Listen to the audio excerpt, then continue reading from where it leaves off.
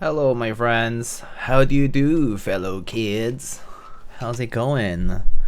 Also, I think the Manic Geek already left, but thank you for the raid, Manic Geek. Shonies, hello. Jur, hello. Captain Mal, hello. Zosco, hello. Hubert, Conan, Manu. Long time no see, Manu. ¿Cómo estás? Hola, ¿cómo estamos? Fancy. Ivan, hello. Jabronis, hello. Ryan Dolch, a Bayon board plays DNB. Do we want drum and bass in the chat? ODM, hello. I love cats. Hello, ayo. Secret Myth, hello. Twin, hello. Hello, hello. Ghostcrafter, hi. Bolo. Mason.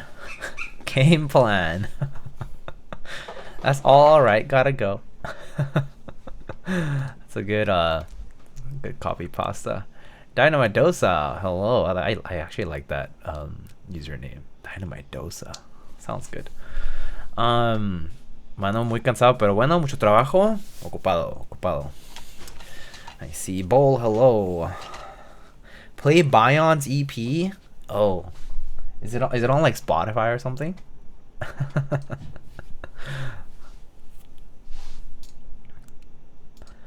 I miss Tyler.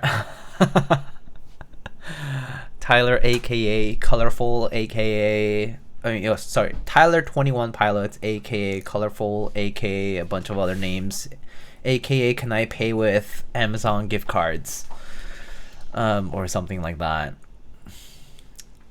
Ricardo, buenas noches. Astra, hello. If you're ever in Tyson's like 7 or 8 years ago, I stole it from a vendor at the mall. Ah, okay. No wonder the name was good, because that's a banging name for a dosa place.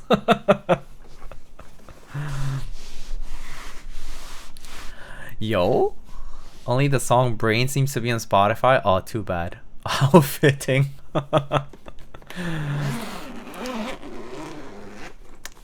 Fede, thanks for a cherry lip last stream. I saw it in the VOD. Mwah. Very good. I'm glad you saw the VOD afterwards. I'm actually kind of more surprised that you made the effort to go back to the VOD to actually look and see if I answered your question or something like that. That's more remarkable, but you know, always thank you for you know, following up. It's very nice. Metaverm, hello. They closed down though. I never went. Wow. So this guy had the audacity to steal the name of a place that closed down that had a pretty banging name for a dosa shop. Never supported their actual business. Damn. That's savage. It's okay. Understandable. Continue the legacy by just you know, carrying on the name on the internet, eh? Alright, let's get some of our parts out here. Wow, this is a cable. This is a very long ribbon cable, not ribbon cable, JST cable with no sleeving, so it's just kind of out there. And then we have some night stabs and bowl here sent out, and alu plate. From what seems, it's also compatible with I guess it has like hot swap thingies, but I don't think the PCB does. We have a hot swap PCB here. So PCB here supports you know, not stepped. Split and regular backspace, stepped and regular caps lock, and actually split left shift, but no ISO, and 7U bottom row, and split and regular shift. Are those holes for HE builds? Oh, that's what it's for. Oh, right, because they have to actually stay at the right distance apart, right? So speaking of HE builds, I believe Bowl sent this board already pre-assembled with one. You can tell me what switches I got in here. Split left shift, no ISO is a Chris Suarez tribute. I haven't heard that name in a hot minute. He was actually in my server for a while, and then I think he recently left because he kind of moved on again from, you know, being amongst keyboard people. But he got really into the Warhammer, or like the Warhammer 40K sort of scene, and then left. But yeah, that's the Rakka pre-built with Rakka Mobius switches. Ah, interesting. Okay, cool. So looks like we have it with, what's this set again? Is this GMK Chaos Theory? It's the one with the horizontally inverted alphas. Chaos Theory. Anyway, so today we're gonna check out this board. This is the Bayon and Bold collab. Gehirn. Fuck. I need to learn how to pronounce that word correctly, and I don't know how to. Pronunciation. Oh my god, I did not type pronunciation correctly. Pronunciation.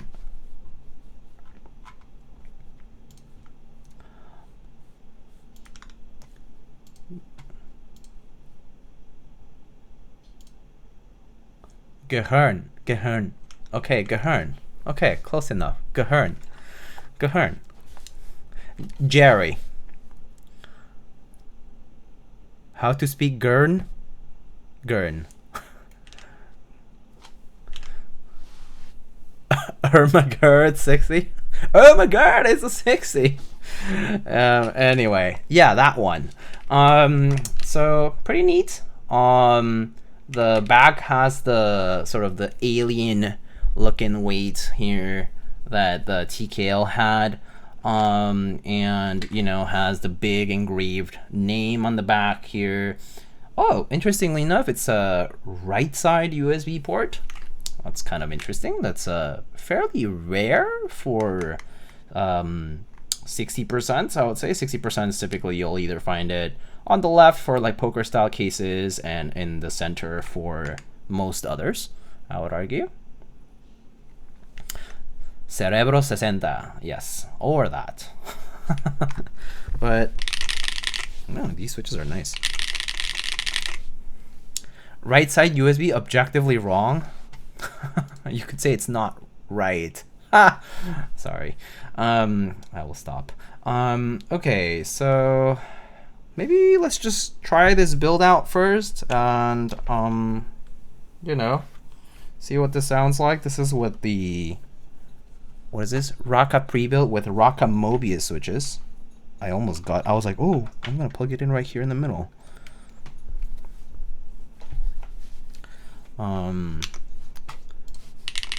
Is this, hold on. This USB cable always has issues with some keyboards. I'm gonna use this one, which is, does this plug in? Oh, there we go. Okay, so interestingly enough, this chaos theory kind of works with the idea of having inverted sides for the USB, because right side USB is atypical, and chaos theory's inverted alpha sort of makes sense for that. It's kind of funny. So let's see. Let's just try this out, shall we? Oh, whatever happened to my? Oh, here. Oops. Humongous window appears. Apologies. I somehow made it to another Diego stream. Oh, thank you, Ness. How are you? It's always good to see people and familiar names.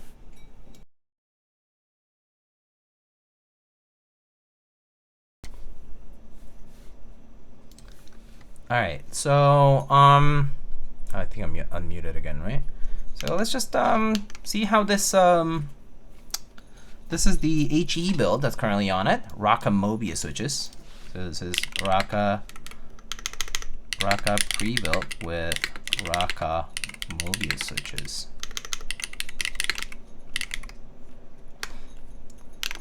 Let's try. All right. I don't know what plate is on this. I think it's also aluminum, or I don't know. Actually, can't tell. I guess so. I think it is. All right. Let's see.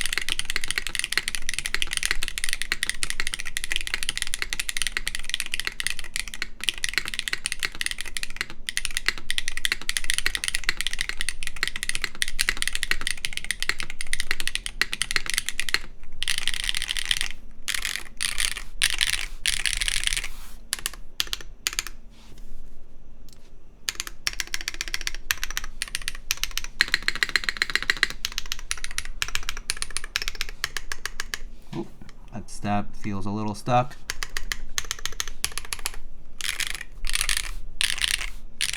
Maybe the stab orientation doesn't fit the plate. Sounds pretty good though, right? Even with these pre-built HE switches. They're very nice sounding switches. I actually have to say I don't have too much experience with Hall effect stuff. So my depth of knowledge in Hall effect is essentially none. I've tried some of those like Lecker builds, like the Wu-Tangs, and I've tried a few of the like newer switches, like but just like loose ones at best. Like I haven't really tried a lot of fully built Hall effect keyboards, so I really can't tell you too much about Hall effect, but it sounds pretty nice. I mean, if you're planning on doing something like putting a Hall effect type of build in here, like, you know, it has quite a lot of potential. It sounds pretty good. So, yeah. Right side of USB 60 makes me feel nauseous. It is very weird, right? It's like, whoa, what's going on? Yeah. All right. So, I suppose, let's now continue. Okay. So, let's open this guy up. So, where do I open this up from? I'm assuming the screws are in here. So, from the top, yes, I know that it's from the top. I'm just like, I was just wondering where the screws positioning was.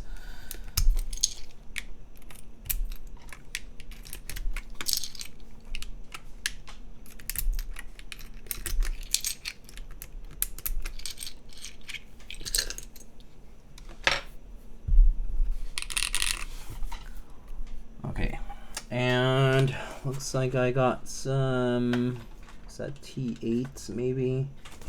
that's T8s. Oh no, that's a T, maybe a T10. I think that might be a T10. Oh my, the stack of keyboard case in the back, that's not keyboards actually. That's like random shit that we like wanted to make shelf space for, but couldn't figure it out. Because like we like unpacked a bunch of our clothes, and then like winter clothes came out recently, and then we had a bunch of like closets like space that we were using in our previous apartment, and that stuff had to go somewhere, but we couldn't figure out the exact shelving for it. So ended up not figuring it out, and so we're kind of like looking at solutions. Ideally, I think I am just gonna get rid of a bunch of keyboard stuff and make space. I think that's what's gonna happen. But yeah. Like what's in there? Oh, it's like random shit. It's like tools, like, you know, stationary like supplies like that. Yeah, like house stuff. You know, like random house stuff that doesn't get used often. Some paperwork here and there, like documents, folders, binders, things like that. So it's like stuff that we don't actually use all the time, but yeah, it needs to get sorted. How many more screws do I have here? Am I missing a screw? How many more screws do I have here?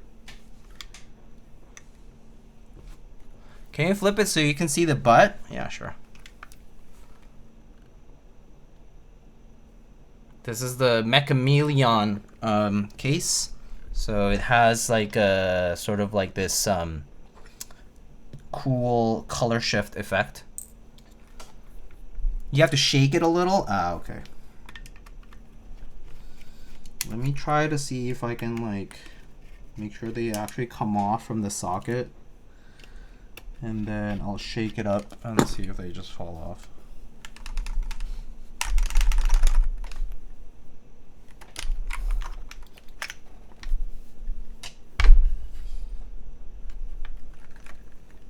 Ugh, okay.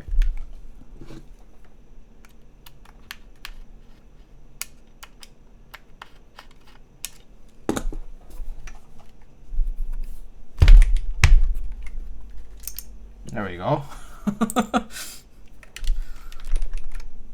There it came off the third one, and here's the last one.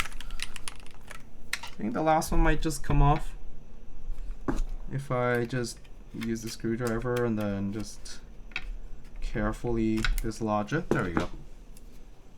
There we go, there we go. Oh, interesting. Okay, so maybe I'll just take it off from here. Yeah, I think that's probably the best way.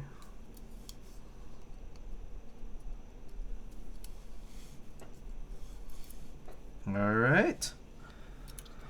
Phew. All right, we're out.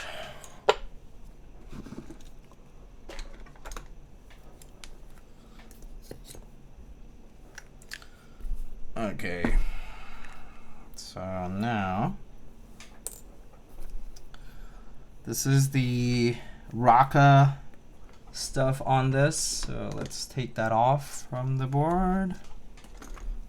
That looks like a T6.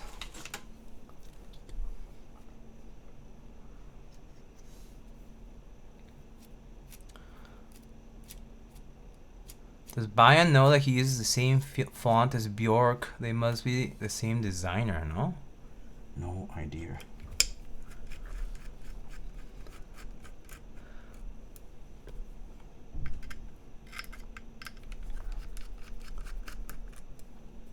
Alright, so let's see. Let's talk about this board. So to access the interior of the case, we had four, 45-degree angle, what people call buy-in bolts, what some people will just call like pocket screws or whatever. But, these hidden screws are from the top of the case. There's 4 of them to access the case. And then we have, for the plate, we have 4 screws at the top and 4 screws at the bottom. They're not right across from each other.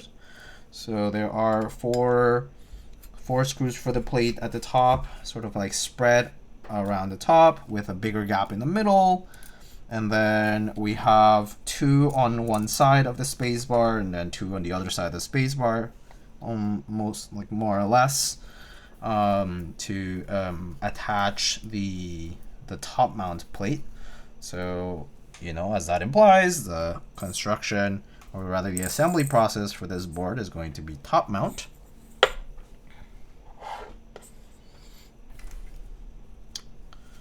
So let's just take this off for now.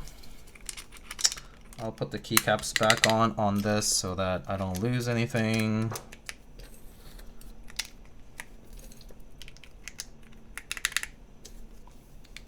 Are the screws magnetic?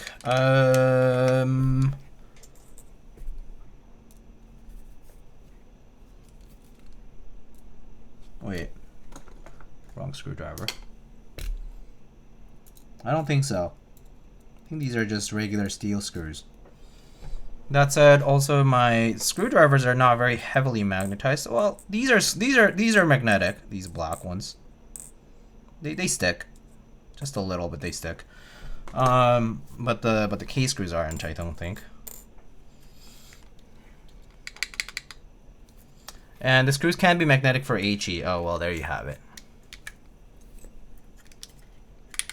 Because Hall effect depends on, you know, magnetic fields. So.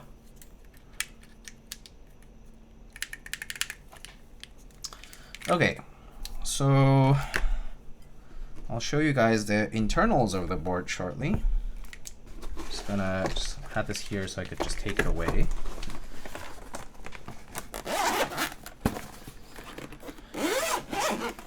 Magnets, how do they work? Indeed, indeed, indeed. So, okay. I don't want to lose this. I'm just gonna leave it here. This over here. Shift this on the side. Okay.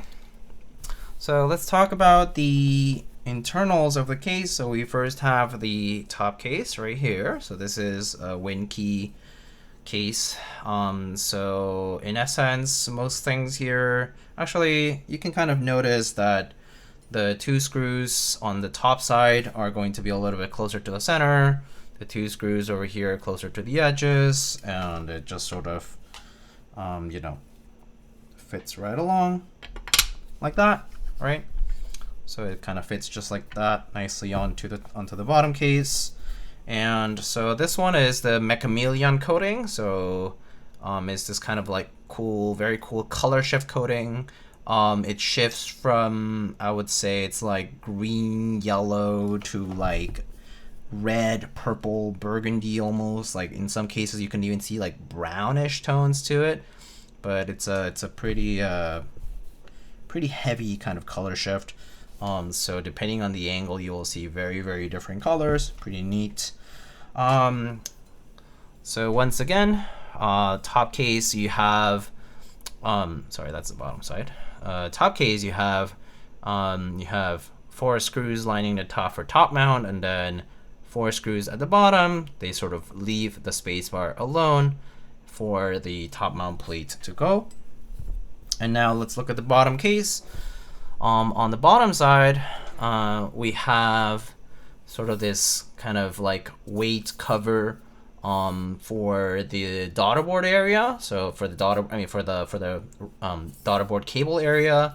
So the daughter board cable will connect here to the PCB, and then it will run its whole line over to the right side of the board where the daughter board for the USB port is located. So the USB port is quite unconventionally located, I would say, on the right side. Definitely, this is the kind of right side USB that I would expect from, like, I don't know, maybe like a Matrix TKL, but like kind of like further to the right. But definitely not many designs will, especially in 60% format, will have this kind of like right side USB, but pretty neat. It's kind of cool to see something different. Underneath this, you have this opening here where there's this kind of like skull, sort of like skull and mouth, sort of with teeth, showing from the weight that runs along the back and goes through here and kind of shows through here. So this looks to be, I think it's stainless steel, but pretty neat. And then this kind of also covers the internal side of this, which, you know, we can open up if you would like.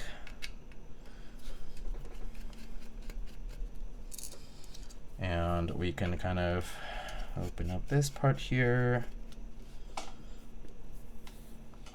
Actually, let's see how many screws I need to actually run. Is that enough for this? No, I do have to undo all of them here. Oh wait, actually that makes sense. It's just going through the whole thing. Whoopsie, and. So this is just really like a aluminum cover. So you can sort of see there's a nice compartment here where 2 bolts are holding the weight on the back, and then these 5 screws are kind of, you know, used for the cover, and the cover is just a thin, in this case, aluminum cover. Oh, Matrix Falcon. There you go. Yeah, so like Matrix Lab has those like more unconventional cases, right? Final units will have the inner weight in stainless steel. Ah, very cool. Okay, well, so you can expect a little extra density in the case with the inner plate made in stainless steel for the production units. All right, so just gonna put that aside for now. And okay, so it is now decision time. I have not yet prepped my steps. Here we have some screw-in steps from for the night stabilizers. And so for today, we can go sort of traditional. Oh yes, I forgot to mention, they also have these, so aside from the alignment areas here, so we have kind of like alignment, I guess, long edges here for case alignment, which is pretty nifty, right? We also have these little rubber pieces to do essentially like a form of, I guess, like force brake, right? So they are already on the case, but you know, a way to mitigate that kind of like excess case-to-case metal contact, which can cause unpleasant resonances and reverberations in the case, for those who tend to be concerned about it, but those are already embedded in the case. So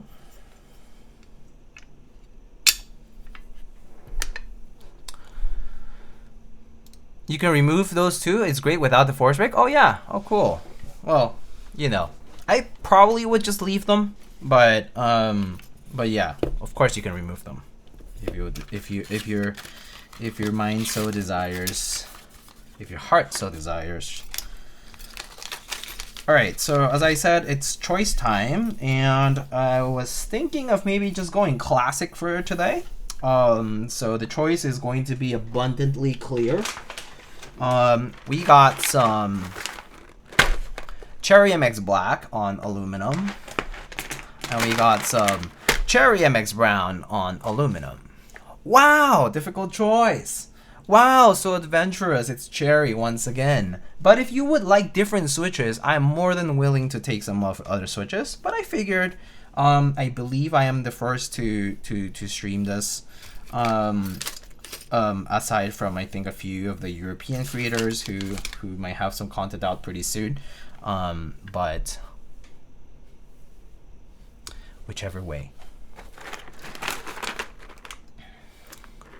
So let me, never seen this done before, so brave. I know.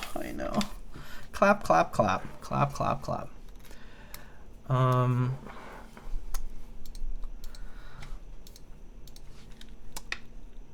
Oh, others, MX Clear then? I don't have MX Clears ready to go. I need to desolder them from a board, and that's kind of painful to do at the moment in time.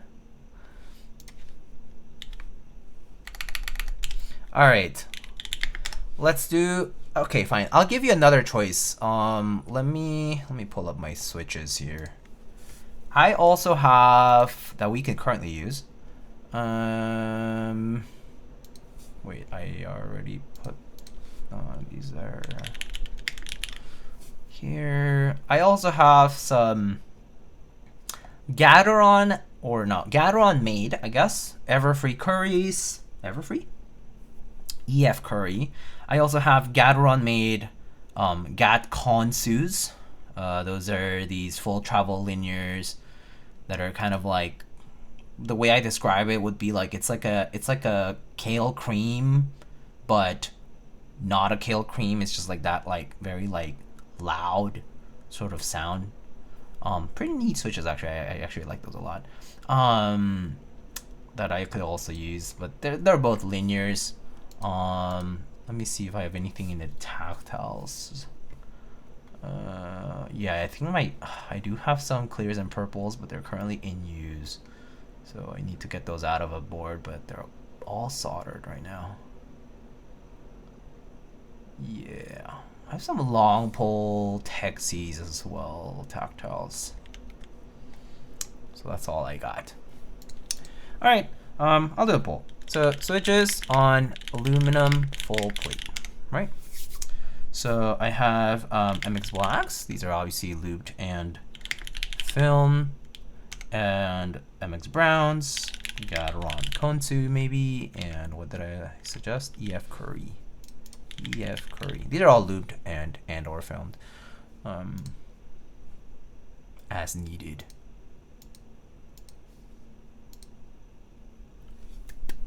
Go ahead and choose your switch in the poll. I'll leave that open for a couple minutes. In the meantime, I will start prepping some stabs. Okay, so let's think about layouts. So I am thinking of, oh, it's 7U fixed. So 7U, split right shift for sure, sub caps lock for sure, ANC enter, and the question would be to split or not split the backspace. I think since we do have that HE build, which that had a split back, right? I think that had a split back. So maybe I'll do a full backspace for this one. Which of the colorways is your favorite? Ah, I'm sorry. I must have missed that. Sorry. Let's see. Let me open the landing page for it. And I can put it on the screen.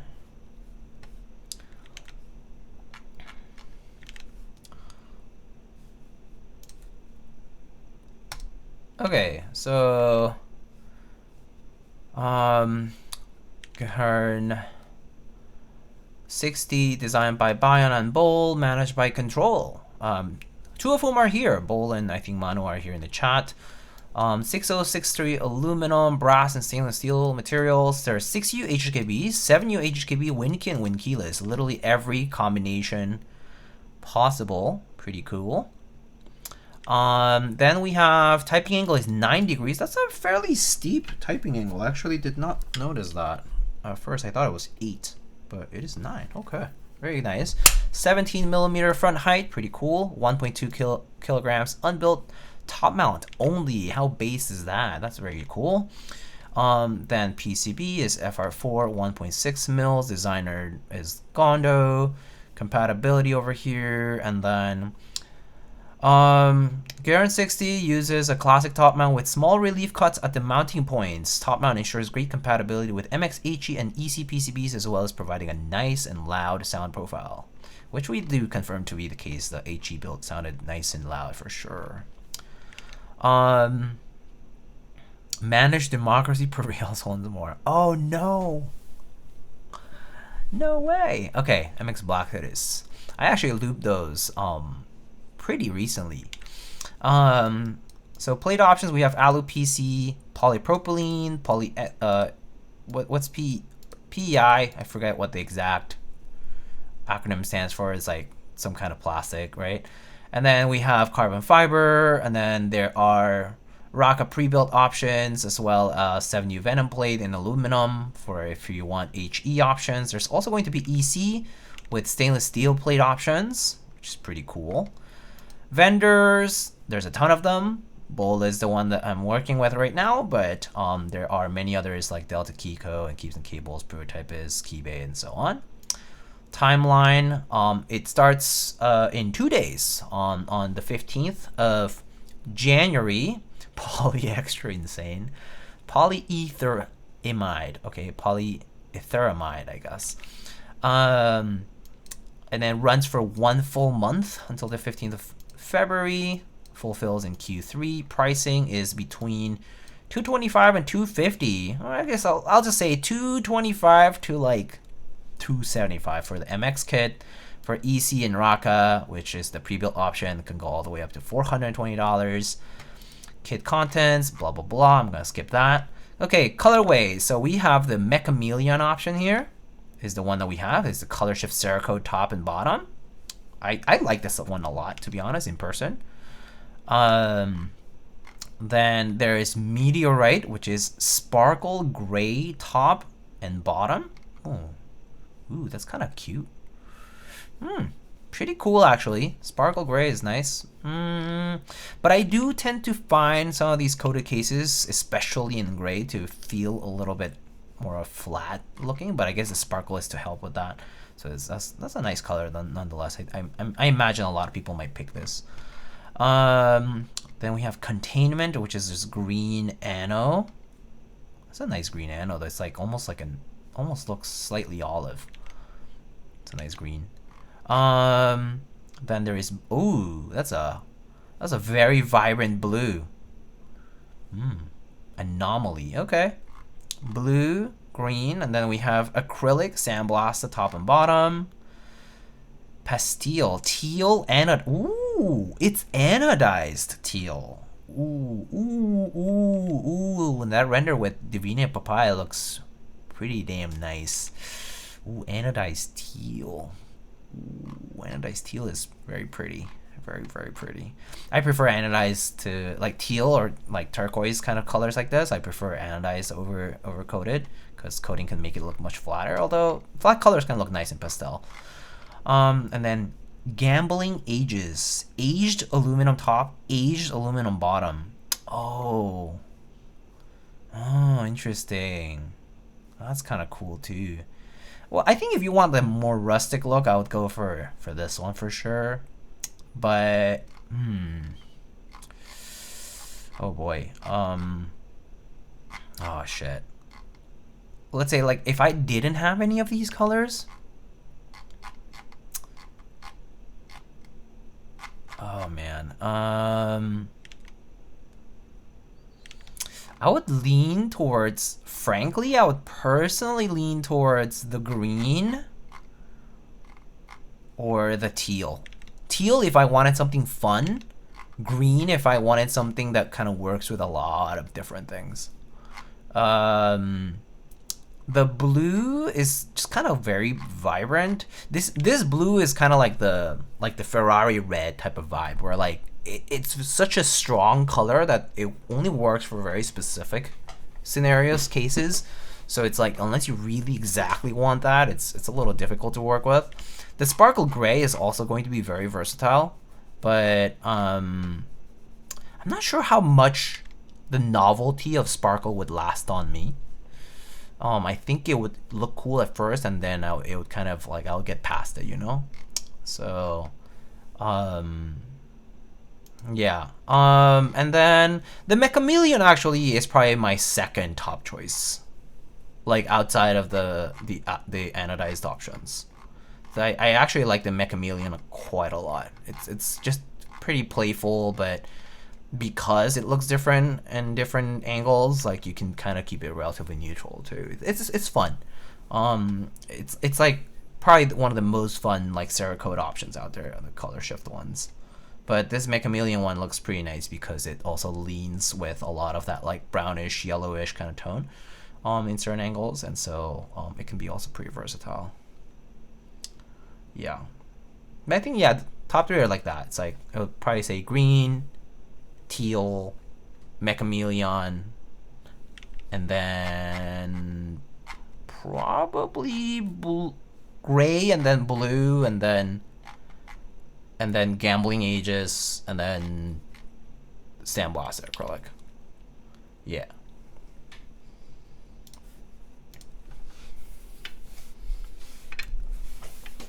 Someone put hyper beige on pastille, please.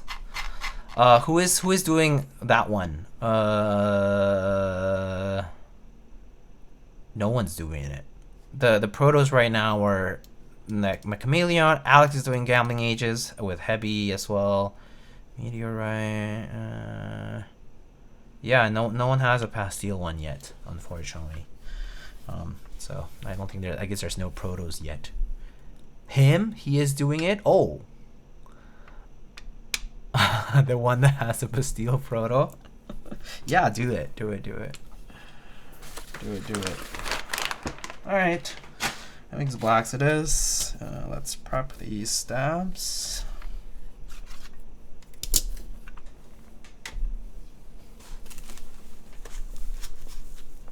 Oh yes, do we want to talk about Swacky stuff? So as a surprise, I received this in the mail completely unannounced.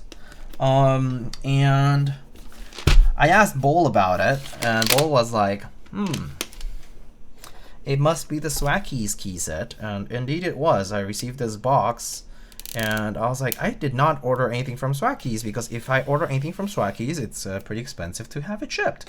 And so it looks like it's a proto unit of the SWG beige keycaps that are coming out. And so I just wanted to kind of check them out, because why not? As you can see, I have not opened them. So we're opening them up.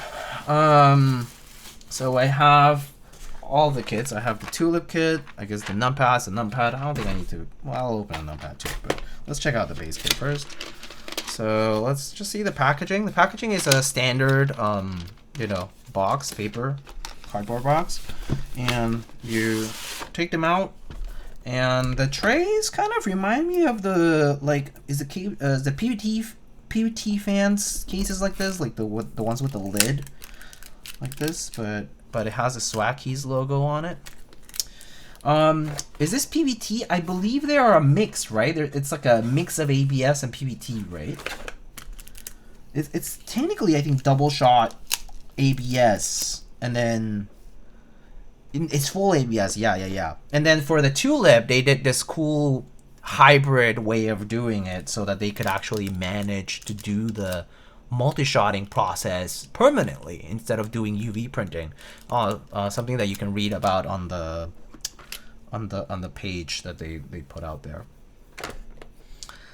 But no, the actual keycaps, so the regular keycaps are full double shot ABS. Okay, so and if I recall correctly, they are 1.3, 1.4 millimeter thickness, which is actually pretty kind of more closer to what GMK is like. Because if you actually measure GMK's average thickness, it kind of does vary a little bit. But so you have a full double shotting process in ABS, so you don't see any of those like ridges and stuff. It's a full double shot in there. Pretty nice, and the legends look really crisp. Let's talk a little bit about that. Chat, does DCS sound good with Topre? Yes, it does. I personally think. I still think OEM sounds the best, but if you're doing sliders, I do think DCS is a very good choice for them. Okay, so let's take out the first tray here, and let's look at the legends. Look at that. That's crispy AF.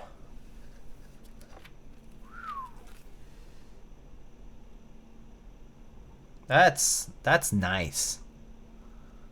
Look how crispy those legends look. Sorry that it's shaking, but that looks super clean. Let's look at some usual suspects when it comes to legends. Usual suspects, I try to look at maybe this guy here is a usual one. This guy here, sometimes the interrogation mark will be kind of it's shaky. My hands are shaky, okay? God damn. And sometimes it might be a little thicker than usual. The star key on the 8 sometimes can look a little off with thickness, but this looks really good. Yeah, look at that. This is like peak GMK competition. It does not. Oh, I was about to say, as much as it competes with GMK, maybe it won't have scoops. But look what I just found out. We have scoops right here. The 6. This one looks goofy. I mean, you can compare it to GMK. So let me unplug this one. So we can compare the one that you think looks goofy, and we can ask ourselves which one looks goofier. If anything, I feel like GMK is less consistent.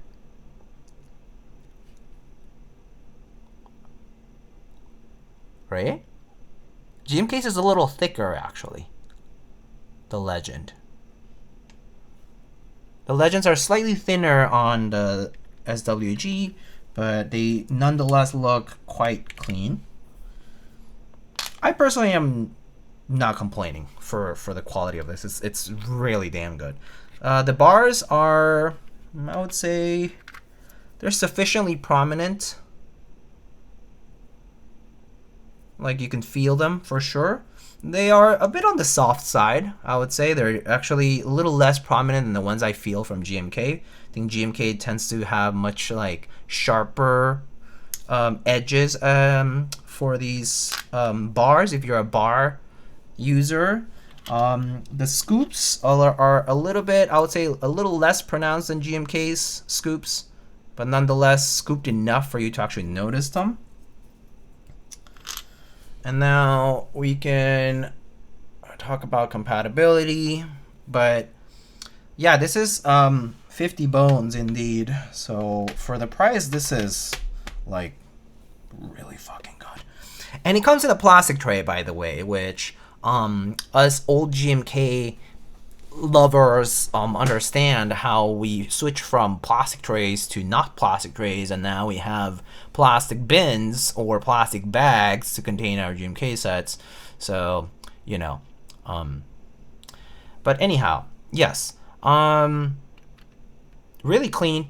And let's talk about texture. Texture is nice and even.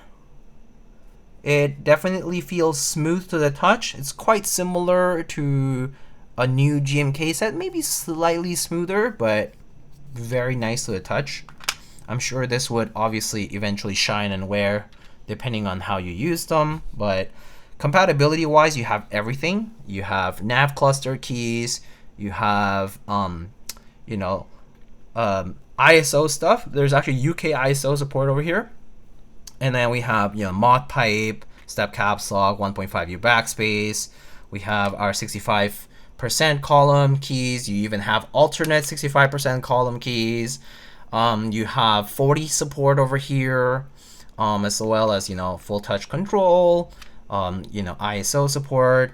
And interestingly enough, they have, or at least on this kit, for whatever reason, I have two versions of the F-Row.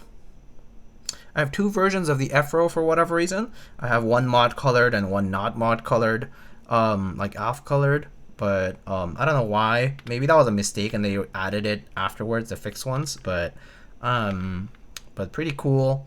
And space bars of most of the size that you'll need for most layouts. And yeah, color match tray. So pretty nice nonetheless. Okay, so double shot ABS. Double shot ABS. We can check out the tulip kit briefly.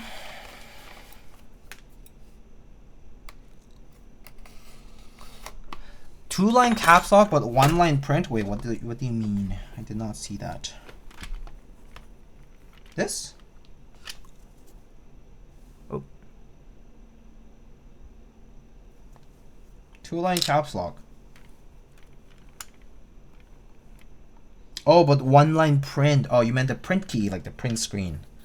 Yeah, it looks like we do have some alternatives that are non-OG, so to speak. Print scroll pause instead of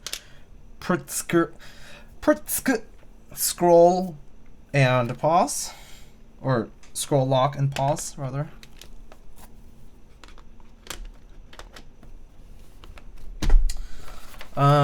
This is their first release that they're going to be doing through, I think Bowl is also stocking these pretty soon. But this is their first release, so right now I don't know anything about future sets just yet.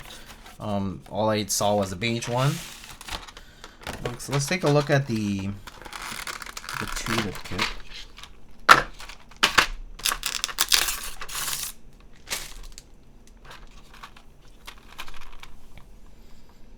This pricing is very aggressive, yes. With front print, look at that.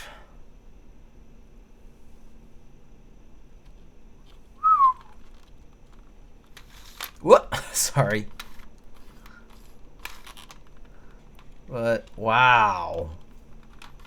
This is crazy.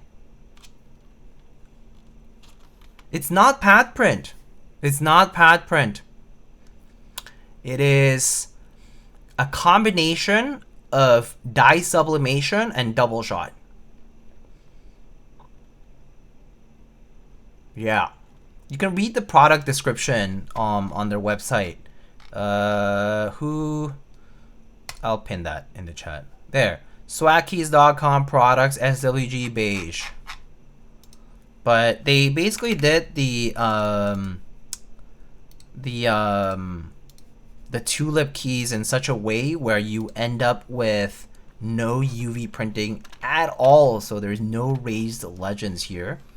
It feels completely smooth. Actually, well, you feel a little bit, but it's not like that much. It's definitely nothing like the UV printing on GMK. And you get front print too. That's pretty cool. Wow, this is beyond impressive. This is super cool. So now, my hope is that they'll do more of this kind of stuff for tertiary legend stuff. So like sub legends essentially, where you have different colors, kind of like what people would do for triple shot for JTK, for example. Or does Keycaps also do triple shot? I actually don't know, but Keycaps legends also for the sub legends with colors. Also, they could do that, but now in more permanent fashion. And this will definitely compete very actively with GMK alternatives out there. So pretty cool, very cool. They are doing it. Okay, good. So I mean, I think Swagkeys is very well connected to the community, so I can only imagine they will be they'll be listening and they'll be doing things probably the right way, just because also they're Korean. We do things pretty well too, I think. But let's go back to the build. Oh, recess stems. Oh, great question. Thank you so much for asking. I actually was wondering the same thing as I was looking at the keys and then suddenly forgot. Got too impressed by the... Yes, these are recessed for sure. So how can I hold it best? You can already see it from here. Excuse my ugly nails and hands, but yeah, you can see the recess.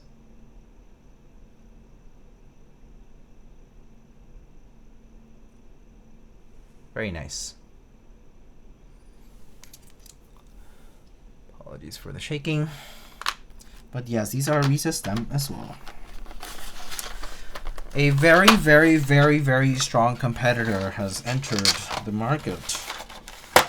I recalled that they had previously done some endeavors in keycap making. I remember that classic red set that came out and whatnot, but I wasn't 100% sure about like the Swagkeys keycap developments back then, but this is quite convincing. That said, I will have to try them at some point and just listen to what they sound like. I do think they kind of keep in mind that they're that they want to sort of model the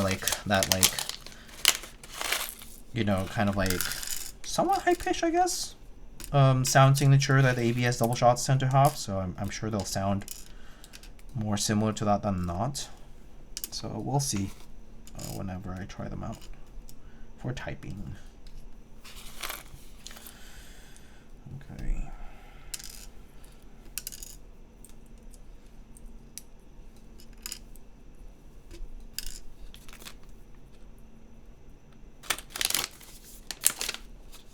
Put in a top mount TKL first, please. I could do that.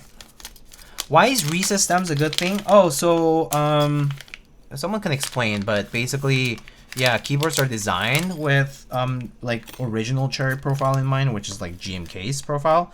And so if you don't do recess stems, the switch can show under the keycaps skirt. It'll sort of like sort of sit tall, basically.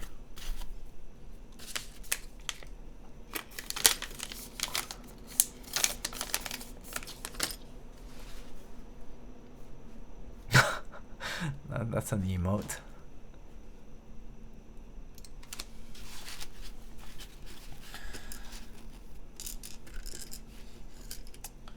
If I miss any questions and I haven't answered them, be sure to just tag me or ask again. That's fine. I just miss things, so let me know.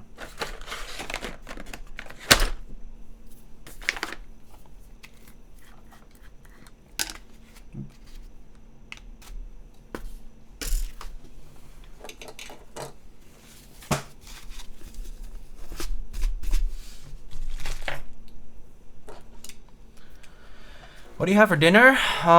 Today we made banh mi for dinner.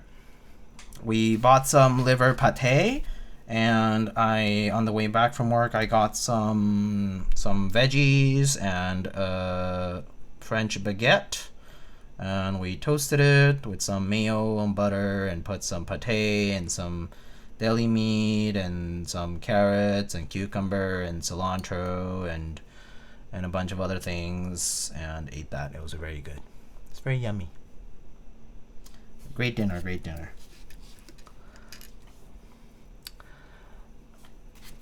Oh, what is the color of the keyboard we have today? It's this one over here. It's this sort of color shift case called Mechameleon. Sort of shifts between like a green to like a red, depending on the lighting.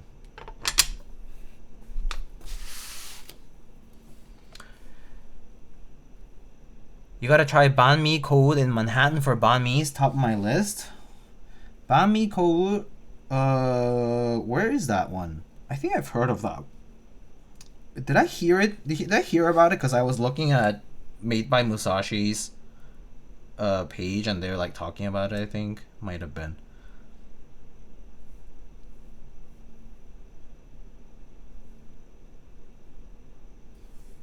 Probably, yeah. I follow most of the New Yorker food people, like the big ones.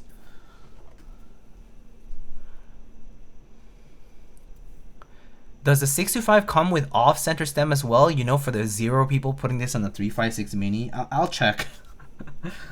In just a sec. Once I get my hands off the stabs here, I'll check. But I'm gonna guess so. I would assume. But I guess it's a good thing to check. Probably though, I think.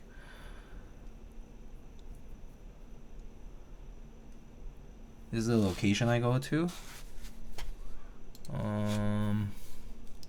Pommy code. Oh. I see. I know where that is. Yeah.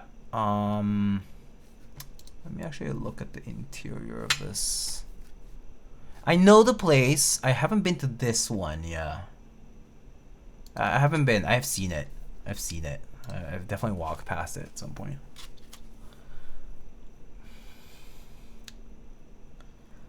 I wish I could still have legit banh mi. I can't have liver pate anymore. Oh no. Health related? 9?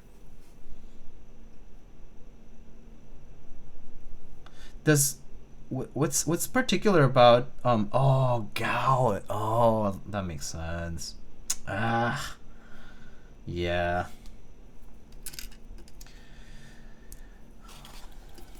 Damn you, crystals.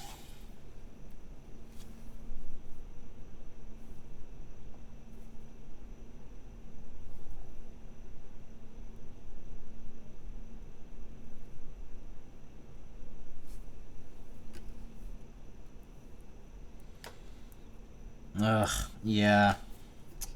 Hearing that from people I know who have gout is like, ugh.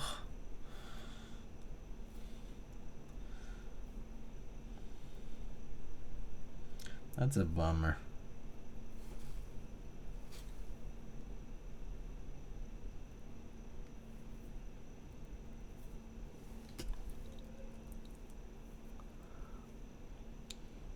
Diego, will you cure gout for human society?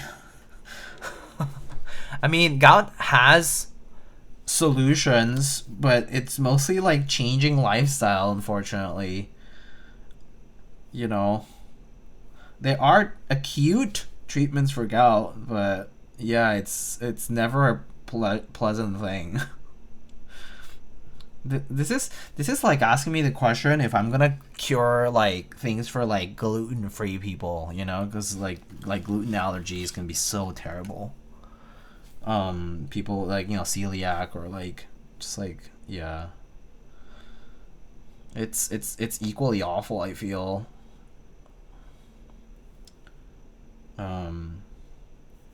Such a conundrum in terms of like the medical implications of those two. So you can do it, you just don't want to. Very interesting. I wish I could. I wish I could. If I could cure these diseases, I would not be working where I work and doing what I do. Why would I be suffering through this if I could cure these things? Why wouldn't I just do that and then live off whatever IP yada yada and then retire? Retire young. Hey Dio, my bank account has like $0. Can you cure it? It's hard to. How can I cure a bank account with $0 when my bank account has $0? Can you cure 0 with 0? I mean, 0 plus 0 is 0, so therefore we're all cured with 0. Right? Diego, will you cure people that hate split backspace? People who hate split backspace? I think hate is a strong word. I think it's fine to reject it on layouts. Like, for example, I don't do split backspace on larger layouts, right? Like TKLs, even like basically from like 65s and above. I don't really do it. I pretty much only do it on like 60s and under. And it's not every time either. It's just like mood dependent, I guess. And so yeah, I mean, you hate a lot of things, Drew. I think that's I think that's a more of a you problem of hating a lot of things, but you know.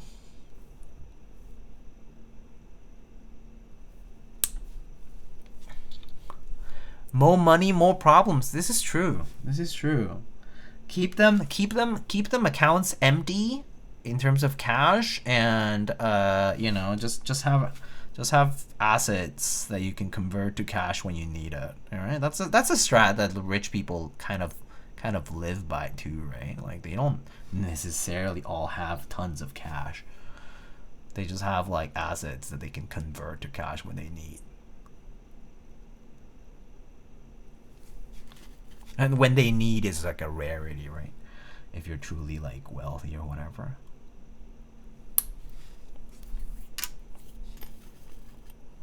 I do not wish to be cured.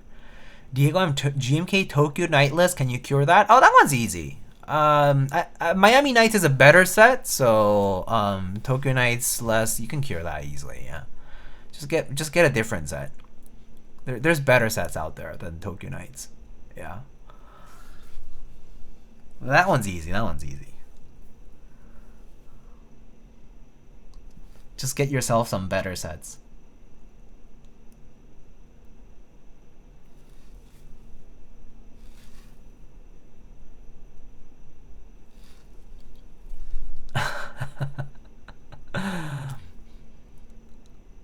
You have negative and negative is there we go. Wow, simple math. Negative and negative is positive. Yeah.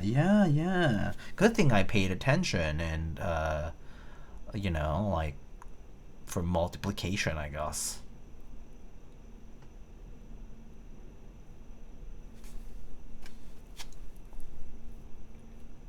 Slide backspace is the only way. Keyboards are assets. Let's talk to the thousands of people on Mech Market trying to offload their keyboards who can't. Let's talk to that guy who first listed an Iron 165 for like, I don't even know how much money, and now it's like sitting for like 200. Keyboards are not assets, my people. Do not purchase keyboards as assets. Purchase keyboards if you like them and you like using them, but do not consider them investments, please. It's a mistake, I'll tell you now. And if you think resin is there too, also a mistake. Keycaps, also a mistake. Do not invest in keyboard stuff. And I think I've said this even during the peak pandemic period where people were like going crazy over stuff. I was like, it's gonna pop. Like some people will make some money out of it, but like it's gonna pop, dude. Like keyboards have never been considered like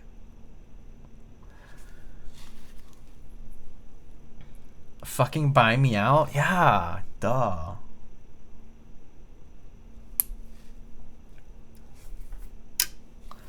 I wish I took a screenshot of his post. What do you mean you don't want to buy my OTD for 4K? Yeah, jeez. Want to trade keyboard stuff, want to trade for cash. Keyboards are depreciating assets? Yes, they are assets, but depreciating assets, that's correct. Heavily depreciating if you, in case you still weren't aware or forgot that you were in 2026 as well. But keyboards have never really been better than a depreciating asset. SG half Radcorn. I'll buy a Radcorn for original commission price. Easy. Problem is not an investment. I wouldn't sell it either. I'll just have it. have it to match the V2C. Very vain purpose to have it. I'm going to take a loan against my keyboard collection. You just gotta wait long enough for the price to go back up again. Yes, keep digging. You'll find the diamonds, my guy. There is a depreciating asset as a damn car. Oh yeah. The other day I was looking at I was walking around my neighborhood and in front of the coffee shop I saw this person who had a Chevy. I don't remember what model, but it looked like an electric one. And they were like selling it for like $3,000. And I was like, I saw that and I was like, and it said like all electric or whatever, and I was like, $3,000 to buy it, $20,000 to fix it. You know? Probably cost them more just to keep it and move it from wherever they have it parked over and over again. I was like, sounds like they were under pressure. I get it. I see what you did, Mason. I see what you did. Actually, it's a good coffee shop. I wish my keyboards had RAM. Yes. Can my keyboards have DDR5 RAM right now? I still think about the 7K Jane CE from time to time. Wait, 7K Jane CE, is this the V1 or the V2? There's a guy who posts his Jane V1 CE from time to time for like $3,000, and I'm like, my guy, I know you bought that for like 400. Probably. Or I'll find 750. When that was considered pretty expensive for a Jane V1 CE.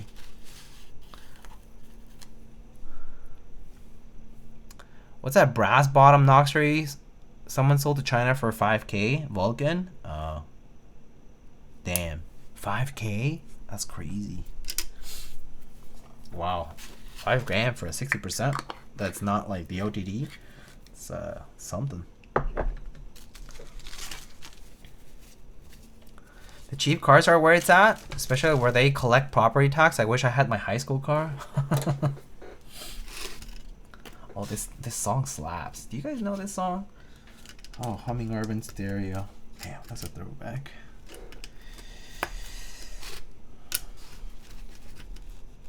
Have you ever tried chalk boards? I've only tried like a macro. Oh yeah, I have tried a like a board, but I couldn't get used to it myself. The low profile, it kind of throws me off.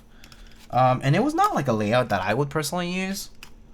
It was like some odd like layout, and so I couldn't get used to it. But I know a friend of mine who had a chalk board. Wait, what am I doing? Screws. I think they're cool for what they are. Like they offer a nice low profile alternative for people, but not for me in terms of actual use. I think just reminds me a lot of like my MacBook.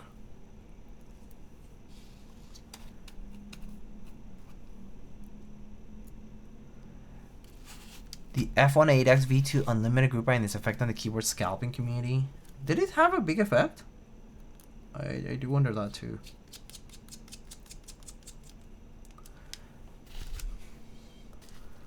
SG have Honkhorn. Honkhorn. Honkhorns is an interesting. This is a fun way to put the name.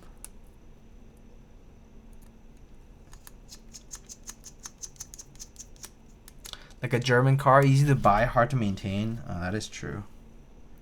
That is true. When they go bad and you have to deal with repairs or just even taking to the dealership or those like authorized people who like fix your German car, it can get pretty expensive. I mean, generally speaking, I think that's true.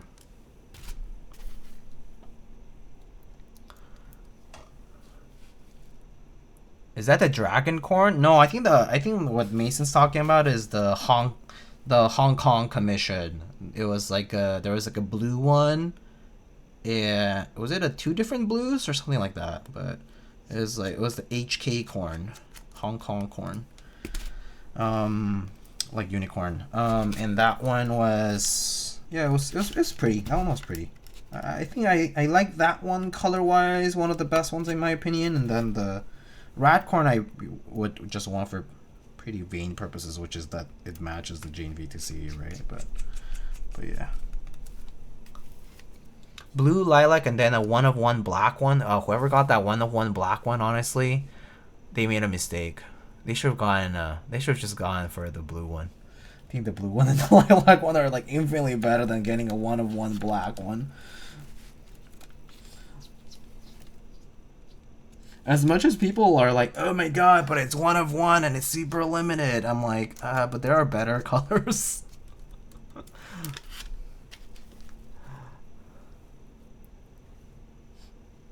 But 1-of-1 sounds more cool and elite. Sounds cooler and more elite. Yeah, right. I mean, I guess. I guess if you're into that, then you know, good for you. Oops.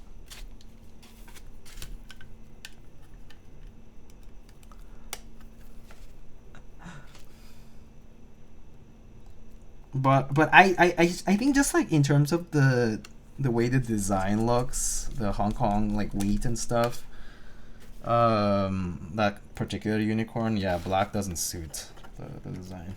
I think that's just what I'm trying to say.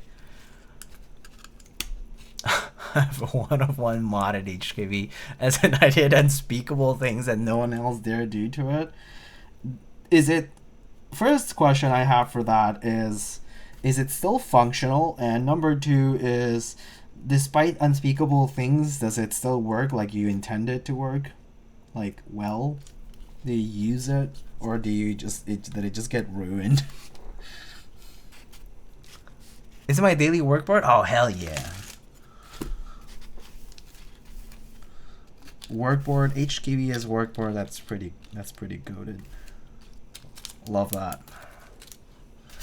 It's still very reliable. Yes, I do like that about Toper boards. The good old reliable, yeah. Also, thanks. Look, Mason. I lube these switches. So these are. Oh, I should edit the build command. My bad. Oh, it's not plugged in, is it?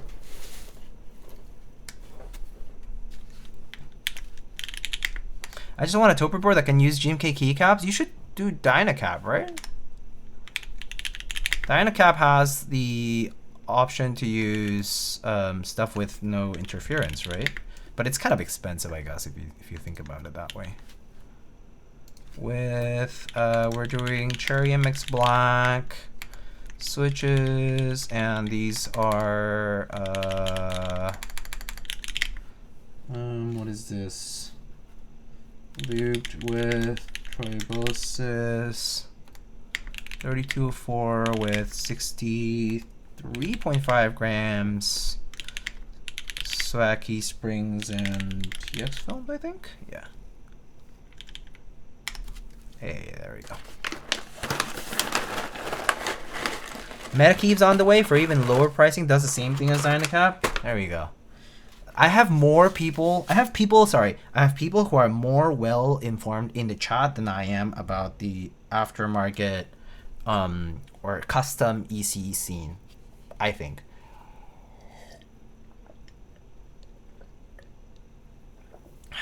And HKB is already expensive AF. Toper boards by default are most definitely expensive. I mean, you know, compared to a lot of other stuff out there. That is, like, definitely true.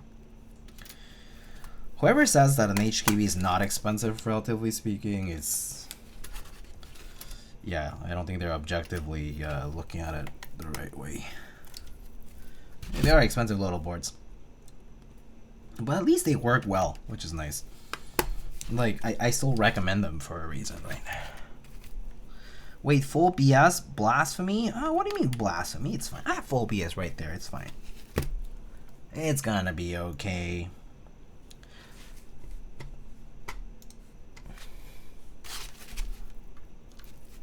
We'll be fine. We'll be fine. Absolutely glorps down on the German crook. This one is the Winkler one. It's the Winkler mug. The one that came with GMK Winkler. It's the... what does it say? Bravere Winkler Amberg.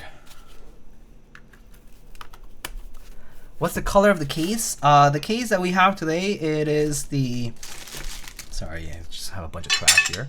It's the Mechameleon case. Let me remove this little plate and put it over here so I don't lose it. But it's the Color Shift Cerakote case called Mechameleon. I believe in the previous Bion group buy that just happened,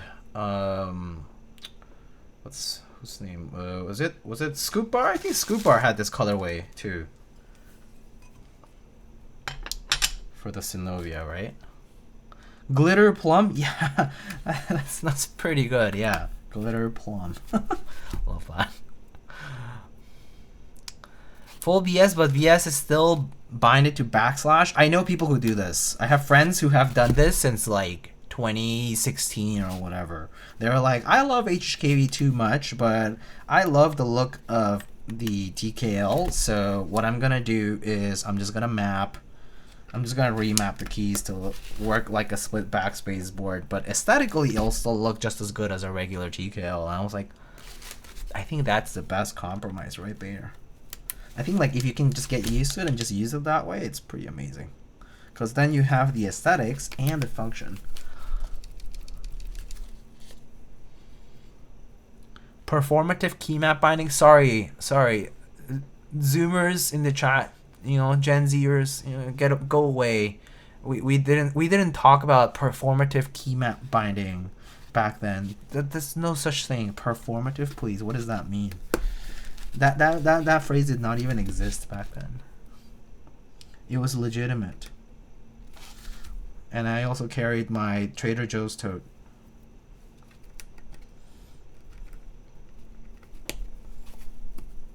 Actually, Trader Joe's totes are pretty goated.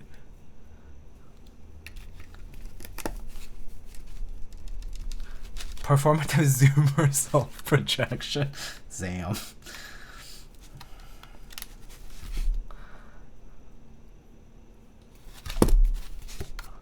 Lightning just did a Mog.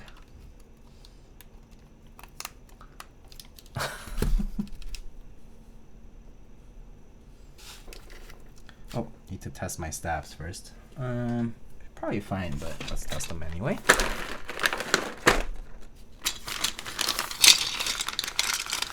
Let's see. So enter, shift, 7U, and backspace.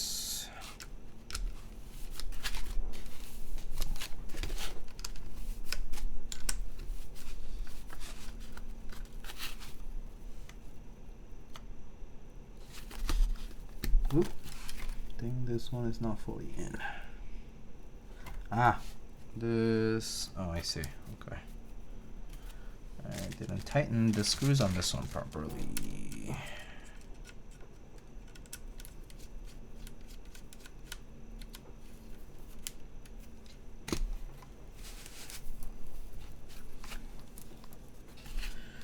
Do do do do do.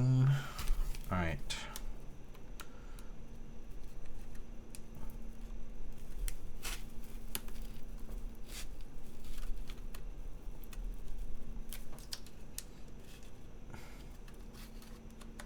There we go. I was wondering what that was about.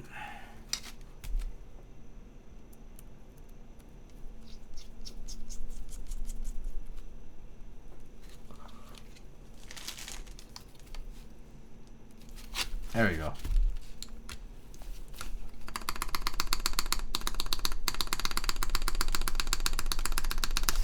Okay.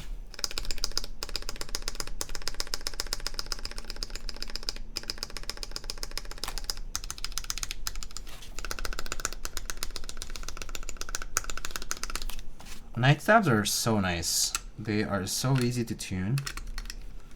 They sound very good.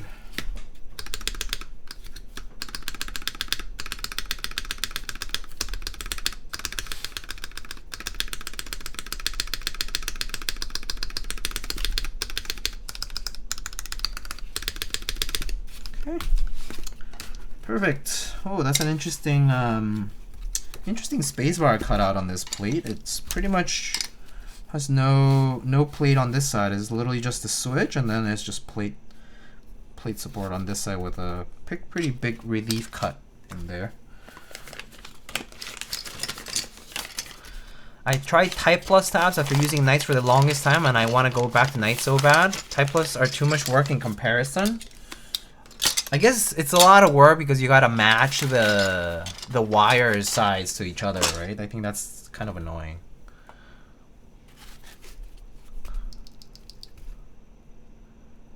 I thought you were using them because you had a surplus. No, the Knight stabs I'm using because Bull sent them. Because I was sent the stabs, and you know, if they're there, I'm gonna use them. Oh, Mr. Gondo. Dr. Diego, please. Almost no one calls me that. I have like 2 friends who call me that, and that's only to make fun. Or rather the post graduating I don't know, when like we were celebrating and they were like, yeah, doctor. I was like, oh god, stop it. How are you, Gondo? Melee with the sub, thank you.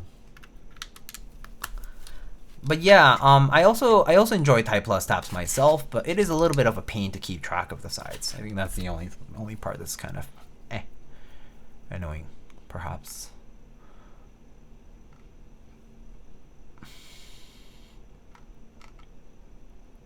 Knights have the soft material stem, right? I believe so.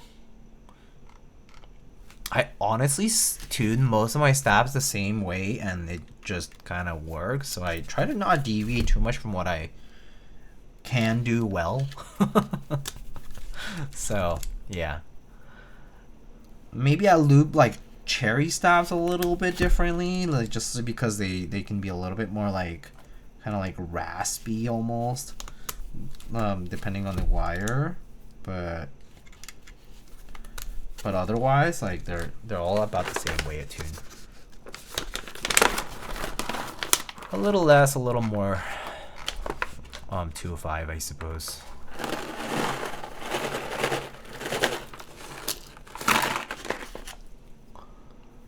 That's fine, man. How about you? Honestly, just fine too. Yeah, I mean, just work, I guess. I just have to analyze a bunch of data. Like I do, like I'm an engineer, and I just have a bunch of data to analyze from like past work that was done at the company, and today I just kind of got piled a bunch more work here and there.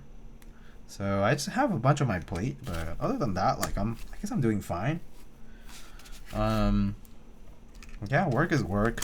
Had a work trip last week. That was fine too. Hopefully that went well. We don't get really results until I guess like later, because we do like studies, like research studies and stuff. But yeah.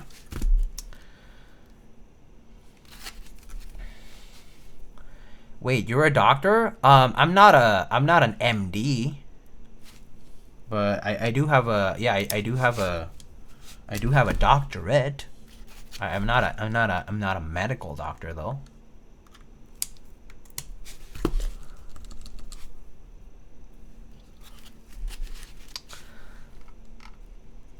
El doctor. Myth, hello. Thank you so much for the 41.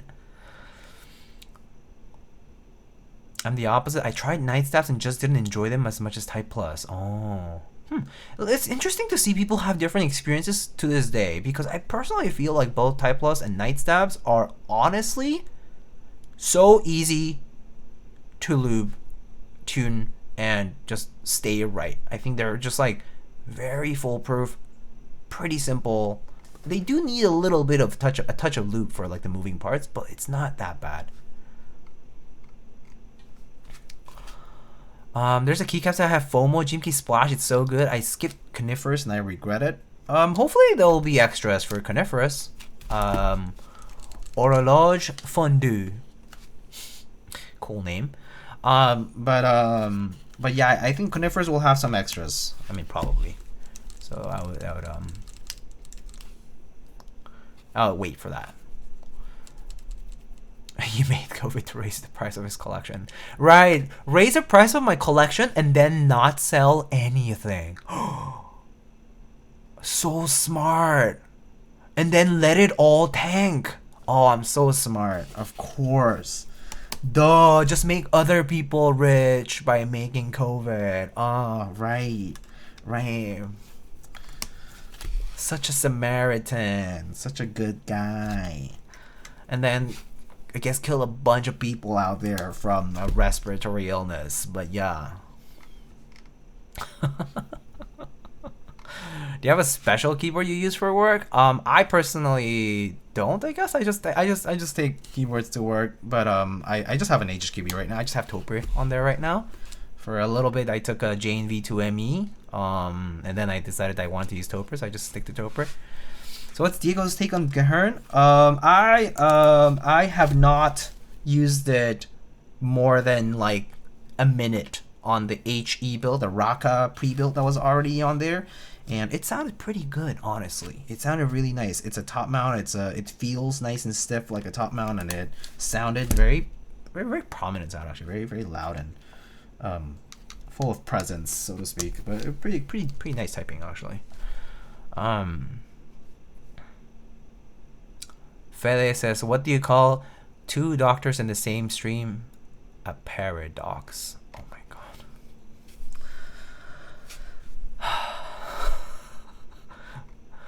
Hold on. Are you a real doctor? Are you a doctor like Dr. Pepper's a doctor? I mean, I do have a PhD, that's all. We can still call you Dr. Lightning. Oh my god. So embarrassing. Dr. Diego, turn off my pain inhibitors. So saw teacher stocks. Teacher boards are just sitting in stock. Have we regressed so much? Oh, I think so. Duroc V2 are the easiest for me. Foolproof for me is Cherry. Oh, Dynamite Dosa sounds like have you been around in this community for a while? So it's kind of funny that you say that, because I have friends who have been around since, like, around the same time, actually, like 2016, 2017, and they're, some of them are still around, and they also say kind of similar things. They're like, oh, I have an easier time with the looser tolerance ones like Cherry or Duroc, because they're just used to it. And also because they kind of expect things to be like just more, like with less tight tolerances, essentially.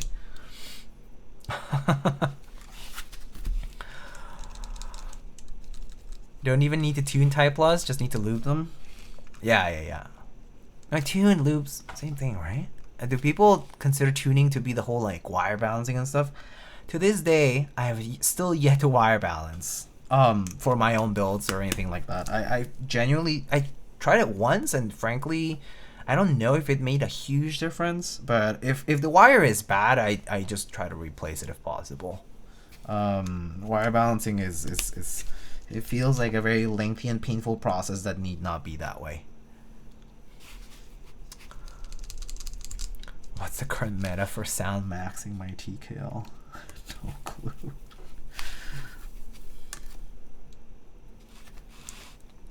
What engineering do you study? I need to enter a field, but I don't know which one to get in. I did 3 years of programming though. I did I did kind of like electrical engineering focused, like bioengineering. So I work in like the biology, biotech sort of space, but I have a focus in electrical engineering work. Like my doctoral work was like, I did imaging algorithms. I did work in image compression, reconstruction, writing code for that, algorithms and stuff, and then also like some hardware stuff, so like optical systems and imaging systems and things like that. But right now I do different work. I do different work from what I did at my doctoral level, like my thesis work. Yeah, that was like a while back. I just use Cherry because they're cheaper than the rest. That's facts. I do too. I bought a lot of Cherry a while back, and I'm still not out of them, so I still use them. They're cheap, they work, they're good. I buy bulk pack of Cherry stabs from Mauser every year. Yeah, that's the good stuff. That's the good stuff right there. Wire balance is a myth. Yeah, I don't think that's the thing. I personally don't really. I'm not a believer, but I know people who do it well. I think Patty, Shinshin Wang, she wire balances, I think, but I heard that her stabs are like on point, like really good. But yeah.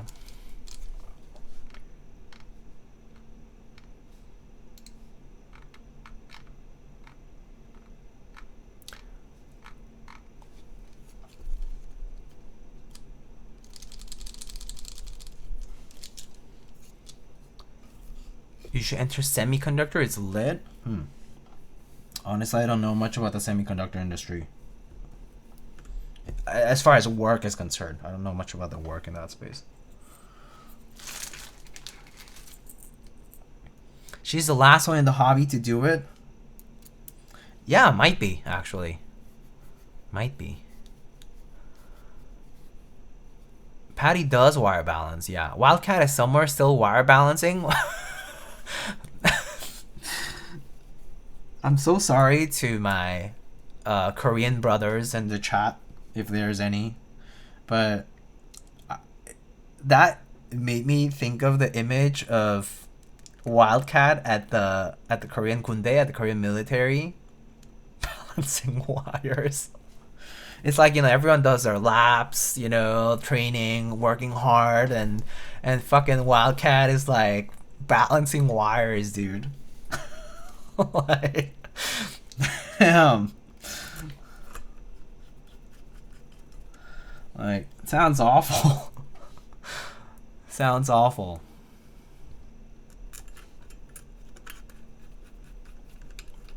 I need wire balancers. Why didn't you order some when your orders are from either was that Geon or Swag Keys? They offer it, I think, right? Wasn't there that time you got like 4 different tweezers and shit, Drew? You should have just ordered it back then. Why didn't you get it?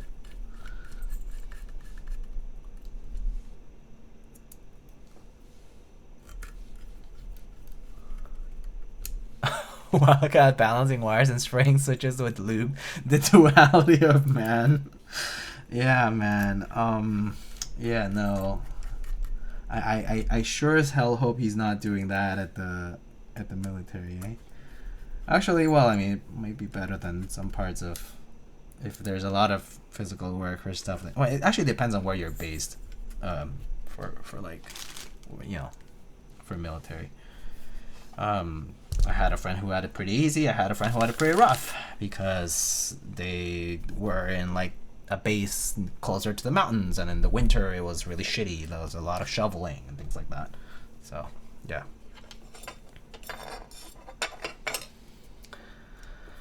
All right. Let's take out these. That looks quite small. Okay.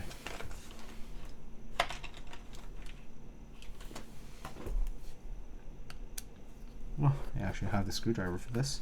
Good. T5s.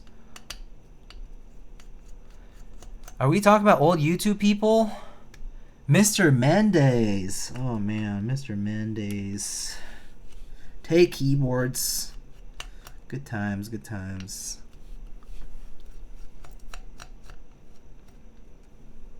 Anyone remember Rhino Feed? Tay Mendes types.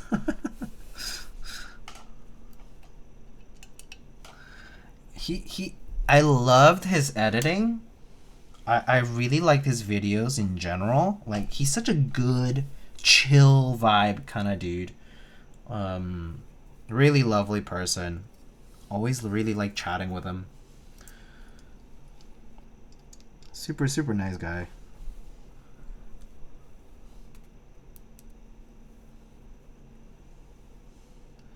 Like, he actually, you know, was in the scene with a very different perspective and view on boards. And I really appreciated that. And frankly, like, just always nice to have people like him around. Not to mention just very lovely videos.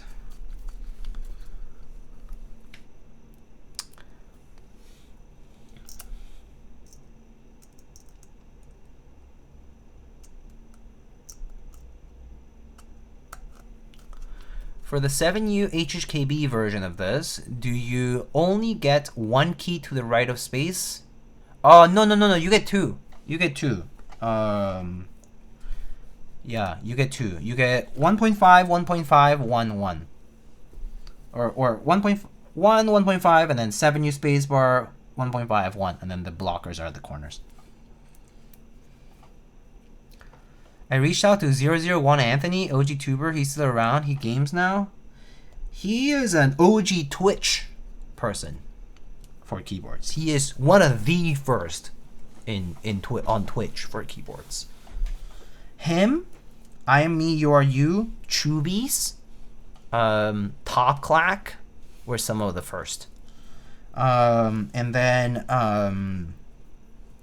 later it came about like kind of like, you know, Nathan started doing YouTube first, and then he decided to hop on to Twitch, and then that kind of blew up, and, you know, things go from there.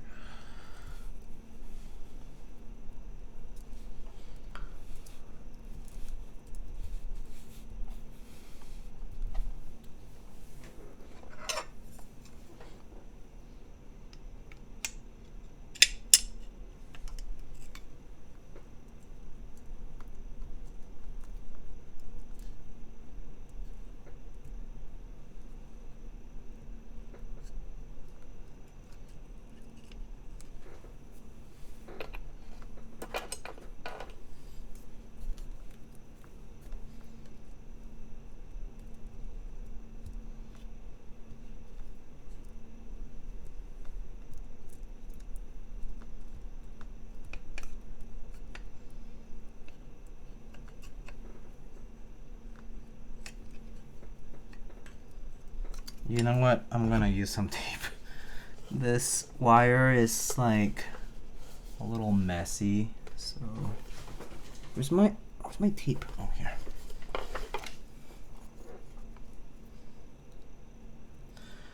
Kairos is still chilling in his corner though. Yeah, he is. He is as well. He's still around. Yeah, he's. I see that he posts videos from time to time. I do. See that he posts from time to time.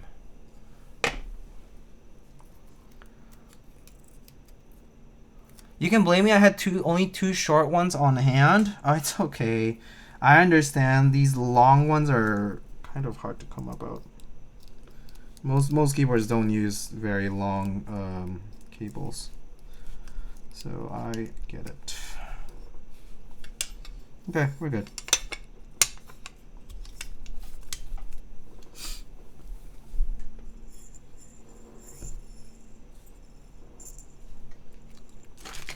Was it Feng who came up with hot swap sockets? Oh, that question I cannot answer. I'm actually not sure.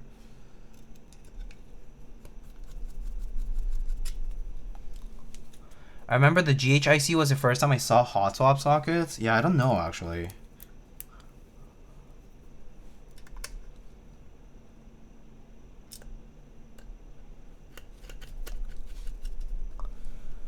Dude, I bought my Imsto Blue-Gray set from Anthony. Oh yeah, he was a big fan of PVT sets. That is true. Yeah, he was a pretty huge fan of those Imsto sets back then. He was a fan of ePVT in general, actually. ePVT, Imsto, like those like PVT sets. He was a big fan of those. I remember he and I bonded a lot early in my first 2 years over sets that we liked, and we both liked 75% a lot at the time. I used to own a Duck Octagon. That was like one of my first custom keyboards in the hobby, and yeah, so we bonded over that, and over like 75% being kind of harder to come about at the time. So yeah. I remember the awful time people were buying hole-tight sockets to solder on for ghetto hot swap. Oh, hole-tights? Hole-tights, people did it for LEDs only. Only for LEDs, not so much for switches that I recall. Fang ran a lot of early GH buys? Yes, yeah. Fang did all the old school what were the keycaps? There's that, like, you know, like the Overwatch novelties and stuff, like the metal novelties. It was the Holy Oops, yeah. Holy Oops novelties from China. He did a lot of those, yeah. The LEDs were SIP sockets? Oh, is Hole-Tight the other one? Oh, my bad. My bad. I guess it was the other one then.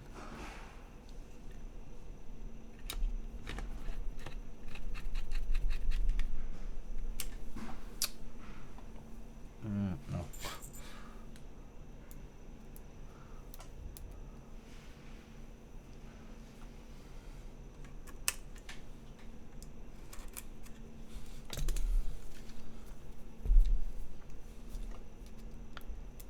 Paid chatter. Gave away my SIP sockets a few years ago and now I need them. They're not too pricey, I think.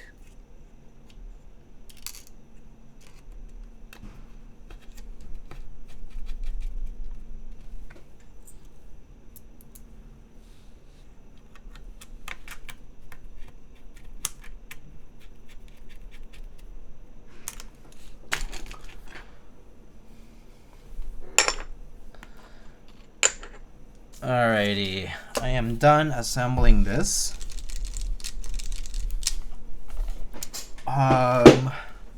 What keycap set shall we put on this? Is this GAM radio? No, it's not actually. It's just a different playlist. Symbiote? Oh, that would be like that's so like appropriate for this, yeah. Actually.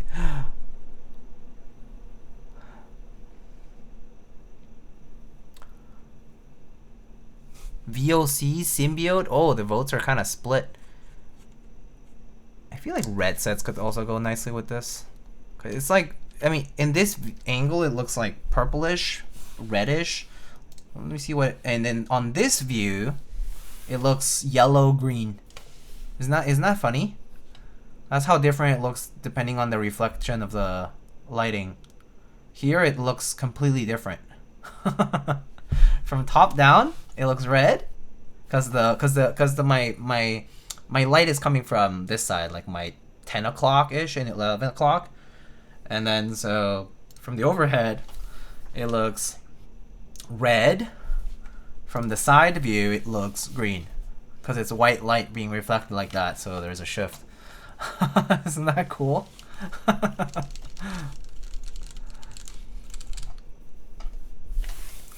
Oh, they're whole tight sockets. Oh, I see. Okay. All right, we got a few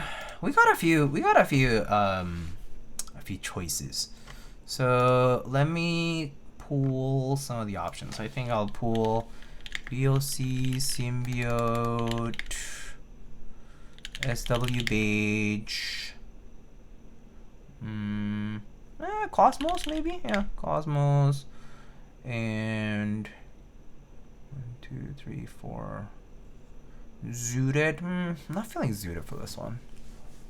Feel like maybe. I think yeah, these 4 are fine. Actually, yeah, sure. I'll put Wob in there for good measure, I guess. All right. Poll. Let's see. Keycaps on Chameleon Gehirn60. So we had VOC, Symbiote, SW Beige, Cosmos, Wob. Alright, I'll start the poll. You guys can pick in the poll, please. Right here on your top right.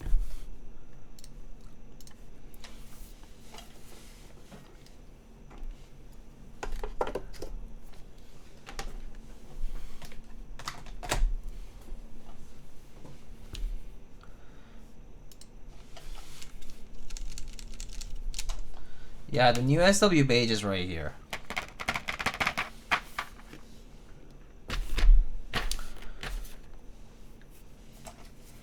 While we wait for a poll, can you show your favorite Cosmo? I can show you a picture. Probably. Let me look it up though.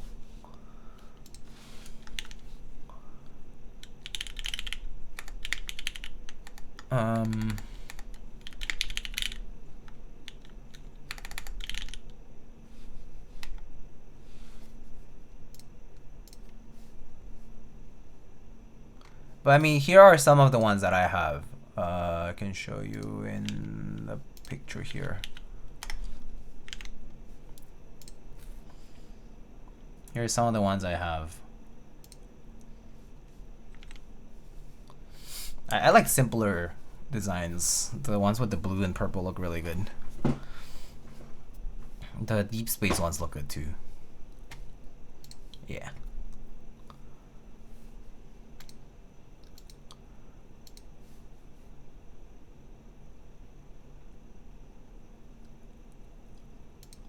Yeah.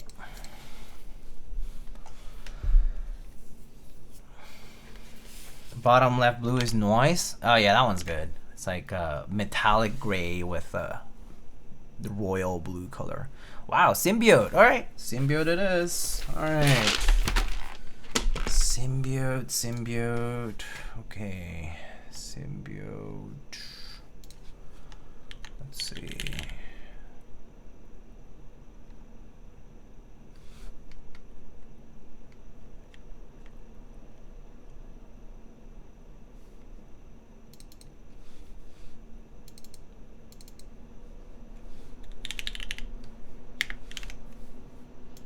Alright, I'll be right back. I'm gonna go get it. I think I need to get it from a different board, so it might take me a few more minutes than usual, okay? I'll be back shortly.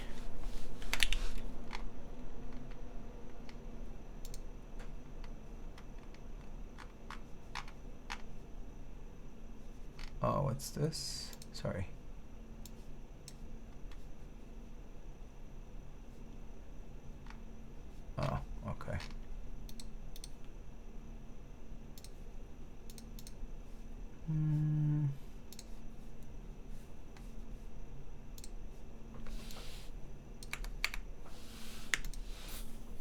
Okay. BRB.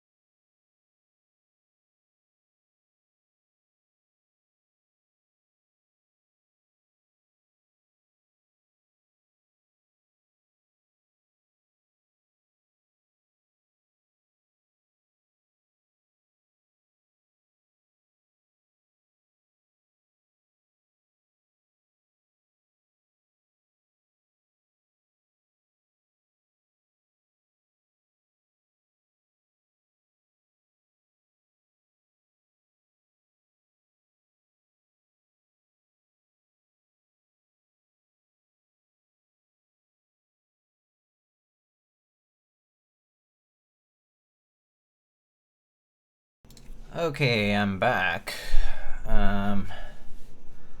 Let's see. I got Symbiote over here.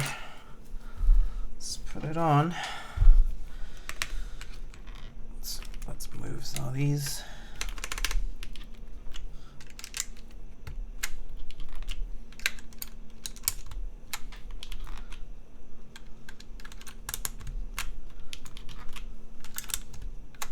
This may be from the top. Oop. Here.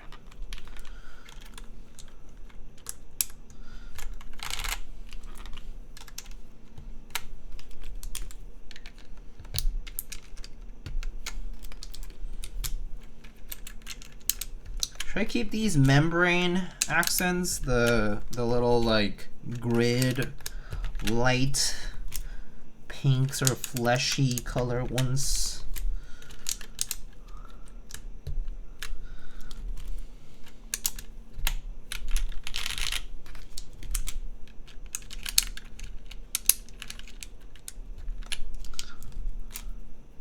Insane not to membrane.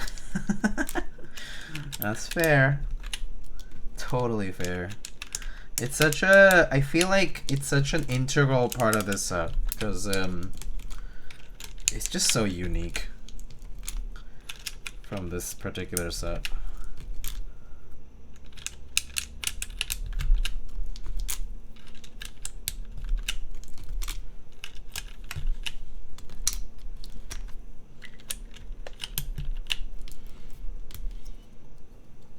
This is my favorite set that I don't have. It's a very unique set, I think. Definitely worth having, I think, in my opinion. I think it's a fantastic set, but, you know, can't have all of them.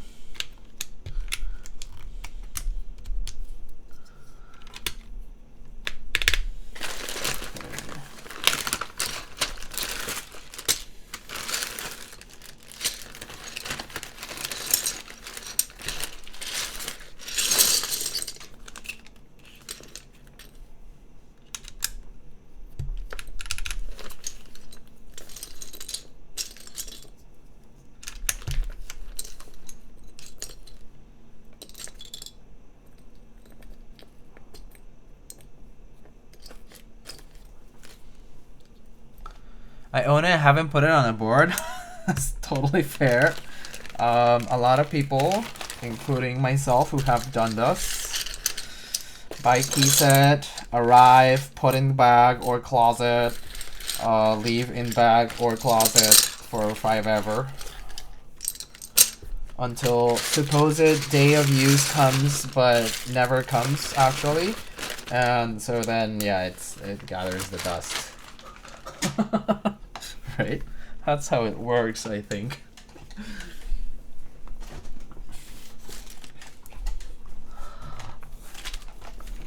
The color shift is going to give it a totally different look, though? Yes, it is. I mean, given the color shift tendencies of this particular key set, I think there's really not much you can do about like the way it's gonna look. Oh, hey.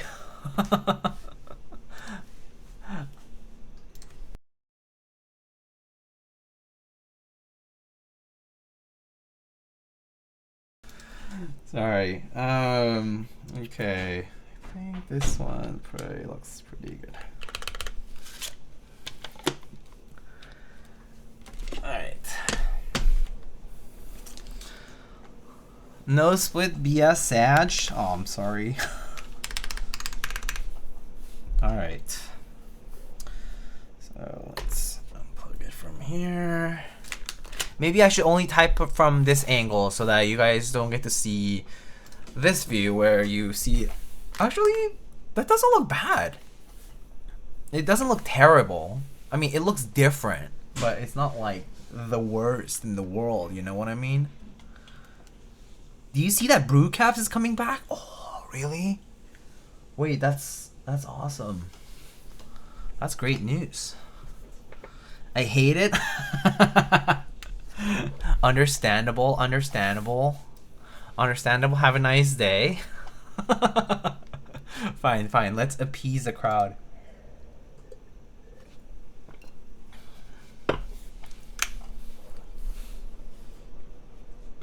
All right, all right, all right. Let's see. Okay. Okay, I think everything's working. All right, let's try this now.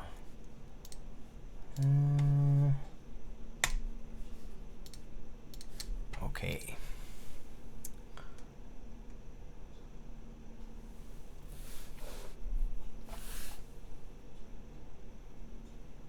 Whoop. Okay, let's try this out, friends. So we have this is the Gehirn60 from Bayon and Bowl. This is not the Garen, not the Jerry, Gehirn, something like that. 60 from Bayon and Bowl, and this board is a 60% top mount case. We have a right side USB, and it weighs, about 3 to 4 pounds. I would say like about 1.5 kilos or more. And this is currently built with a very classic, combination, which is Cherry MX Blacks lubed and filmed with a spring swap on an aluminum full plate. There is no foam on the inside, and this is a purely top-mounted board. Earlier, we tried it with the Rakka pre-built and Rakka Mobius switches at the very beginning of the stream. If you want to roll back to check that out at some point, you can do that in the VOD. But other than that, this one is going to be MX Blacks on Alu with GMK Symbiote, and this is the Mechameleon Color Shift Cerakote colorway. And yeah, let's try typing on it. All right, let's go.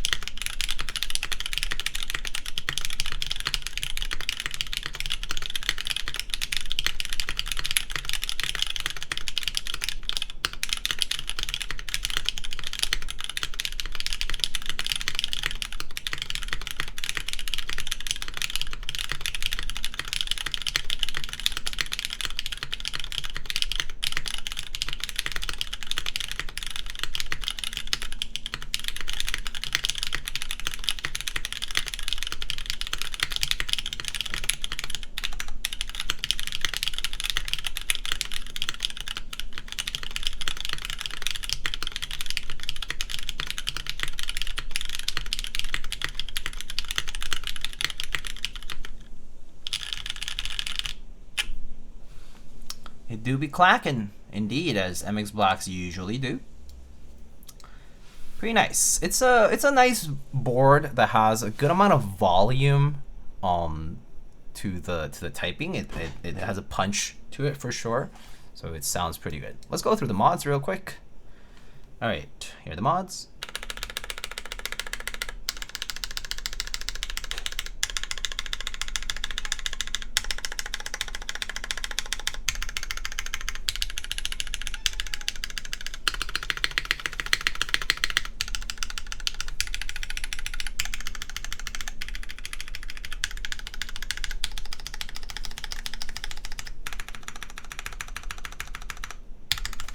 The alphas.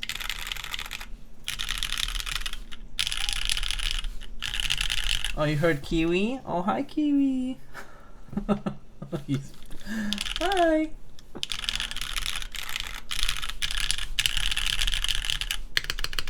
And yes, we're Kiwi. Kiwi here. People want to see the Kiwi. I'll bring him.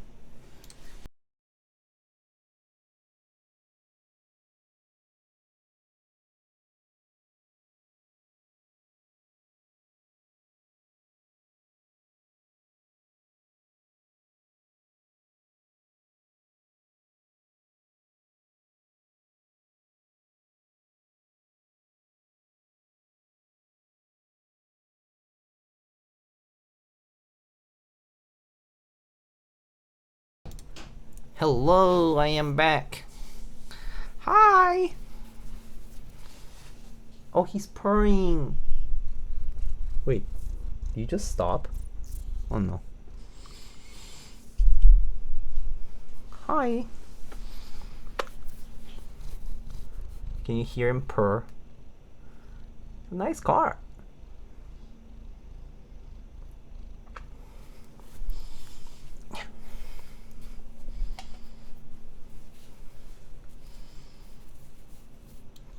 You just want to see him. Yeah.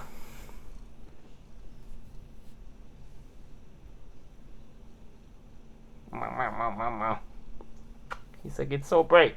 I hate it. Good engine. Yeah. How do I disable this? Oh, maybe I'll just look at it here.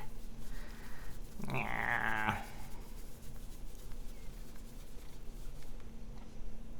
Oh, good boy. Just want to stay here for a bit? Good car. Kiwi, how do you... I'm not going to make you type on this board because I know that you don't like typing on keyboards. Last time I made him type on a keyboard, I was bitten. As I should be. I deserved it. So I will not have him do that anymore. Yeah. Last time I did that, he was like... Ah! I was like, oh. I think someone clipped it at some point. So the clip might be out there. Second time's the charm. Yeah, no, I'm not doing it. It's a trap. Liquid Devil is probably a cat because after all, they are devil and they are liquid, just like cats. So Liquid Devil is a cat typing in the chat. Or you could say it's a shat typing in the chat. I'm never doing that joke again. Okay. Boo! Boo! Boo! Boo! Tomatoes! Tomatoes!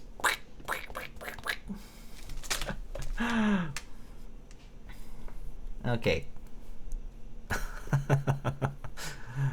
Alright, we can check out this keyboard. Kiwi, how do you like this keyboard? It's the Gehirn60. It is German. He's like Gehirn is German, but the word is German, I think. But the design is American. And where's Baion from? Baion's from Finland. Finnish. Okay, he left. He's just sitting on the ottoman over there. Anyway, so this is the Mechameleon finish with a little bit of kiwi fur, as we can see over here, floating out and about. But depending on the lighting, right, you see a very different color. So here from the top-down view, we get a nice kind of like burgundy, kind of shimmery burgundy, purplish, reddish sort of color scheme. And then as you sort of look at it from different angles, so for example, I'm looking at it this way. From this view right now, I see green and yellow kind of sparkles. And so you sort of get to see that in, not so much in this view. You kind of start seeing the green there, but it's not quite as apparent. But similar to Ezekiel, it sort of has this big font here in the back of the case, on the bottom part of the case, and then we have this sort of alien sort of exoskeleton, or rather skeleton in general, like X-ray form sort of shown on the back weight. Pretty nice with the Baion logo right in the middle. We have two adhered long bonbons on each corner, and it has a pretty intentional seam that's been nicely chamfered there. Pretty kind of classic shelf type side profile with a 9-degree typing angle, so it'll look pretty nice. With also, it might look pretty good with like R5 bottom row key sets as well. But very, very nice looking board, to be honest. And if you're on the lookout for a for 60% with top mount, this does type quite nicely as well. And so if you look at it from this angle now, you can sort of see here, it looks almost green. So, oopsie, sorry. It looks almost green, and so if you look at it like this way now, you can see how it's like almost gold and green, right? So this now you have light reflecting at an angle and then into the camera over here, and so you get this color shift that's very wild and very different, and you kind of get this shimmery gold green almost kind of color to it. And funnily enough, I see gold green on the camera view, but in my point of view right here, seeing it straight on, I see the red shift again. So I see that red, sparkly red, purpley sort of color. So it's a pretty nifty colorway with the color shift. Like depending on the light source and depending on the observer, you will see very different colors. But nonetheless, a pretty like classic looking design, and you have many options with MX, EC, and Hall effect, and the price point is looking quite appetizing, starting at $225 US for a base kit, for like a regular kit, and then goes up depending on whether you purchase add-ons like EC or Hall effect. So colorblind people will say it's fake. That's true. So yeah. The finish looks like it would squeak with damp hands. No, not really. It's like, it's a finish that's like, it's like a glossy finish, but not quite gloss to the point of squeaking. Yeah, I would say it won't squeak. I think it's sealed pretty well, so it wouldn't do that, I think. But I don't know. Maybe. I don't know. I don't think so. But yeah, that's the and then it has a right side USB. So from this particular perspective, you can sort of see the cable comes on this side. So it's a rather different kind of view of the board, with the USB sort of on the right side of the board instead of on any other part of the board, which is usually center or left for 60% like this one. You usually will see centered or left side USB, typically centered nowadays for custom keyboards. Yeah. Okay, so I guess you know, if you have any other questions about the board, let me know, and I'll, you know, we can talk about it. Do you say teal was your favorite colorway? I think green probably, and then maybe teal, and then I think I said probably between like Mechameleon and blue, maybe. Actually, blue might be after maybe the gray. The gray sparkle also looked pretty good. If the coating quality is like this coating quality is really solid, to be honest. So it's a nice glossy and reflective sort of coating. And if the sparkle gray sort of looks like, if the sparkle itself looks like nice and fine like this, I think it'll look really nice too. So sparkle gray should look pretty good too as well. I think my last choice at the bottom would probably be just a sandblasted acrylic. I mean, it's certainly a clean look. I personally am not like huge on just like you know, PC or acrylic cases like sandblasted frosted look. Not for every design at least, but I think for this one I would prefer like either a nanodized or coated color like these. But they look pretty nice, the color options. They're definitely different from your typical offerings. So it's gonna be like a fun choice to make for this one. Mechameleon is the only Cerakote. Oh, but the spray gray or the sparkly gray, sorry, my bad, is also kind of like a coated option, right? Not Cerakote, but it's a type of coating as well, right? That's not anodizing, if I recall correctly. Age Aluminum look really nice. Yeah, if you're going for that like more rusty, or like not rusty, but like rugged, sort of like battle worn sort of look, then the Age Aluminum is a good one too. Yeah, I think so. Yeah, okay. Do you know when this is going to be running? Yes, I do. I do know when this is going to be running. This is going to be running starting in 2 days, on January 15th. So the dates are, I mean, if you do exclamation build. If you go to that link, you'll see all the info there, but basically it runs January 15th to February 15th through Bull and other vendors as listed. And then, you know, pricing starts at $225 for MX kits. Yeah. So you can kind of check out the different options there too on the website. The landing page has pretty much all the info you'll need, I think, for what's included in the kit, how much it costs, and the color options and so on. Plate options as well. But, you know, obviously let me know if you have any questions.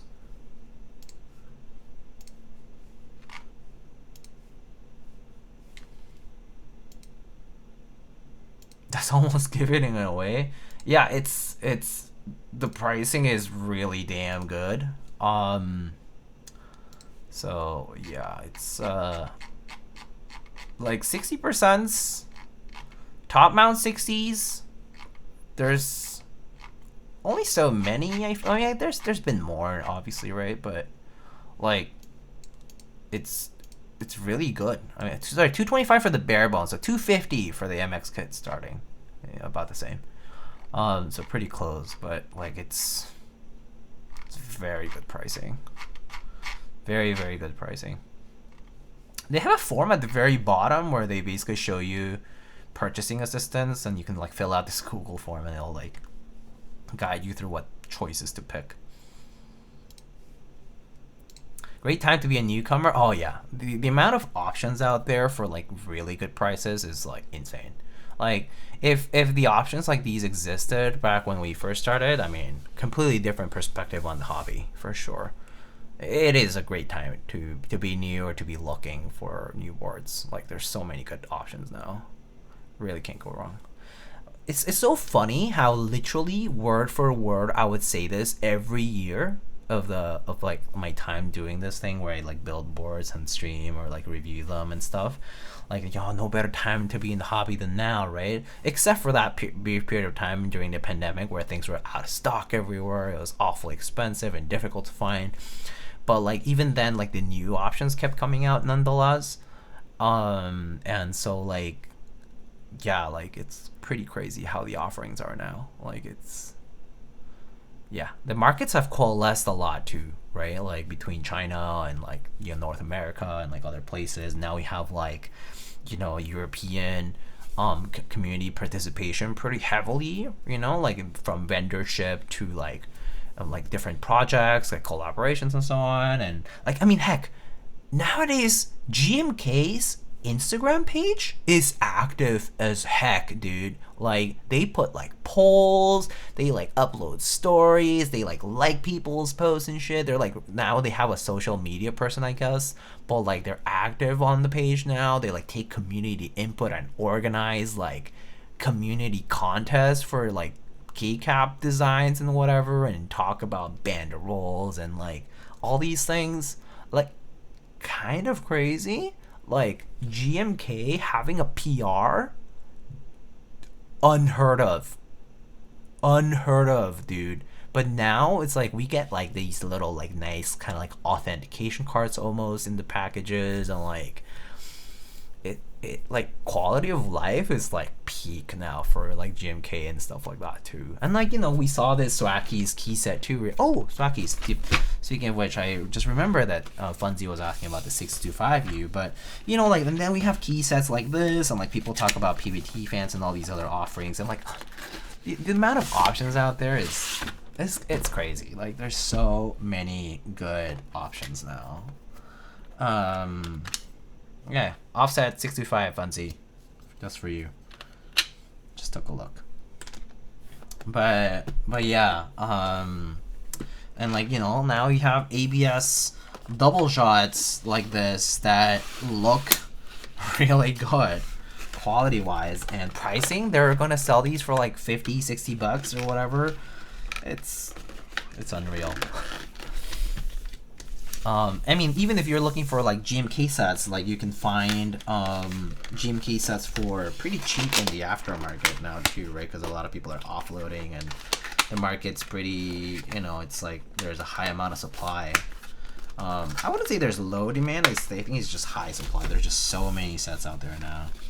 So it's pretty easy to get like used sets as well. And yeah, the turnaround time is like, what's the turnaround time for GMK sets now? Like 3 months now? I think we're at like three to 4 months at most from start to finish, which is also insane. We have come back to like pre-2017 era where like turnaround was super fast. Well, I mean, quantities were like an order of magnitude lower too, by the way.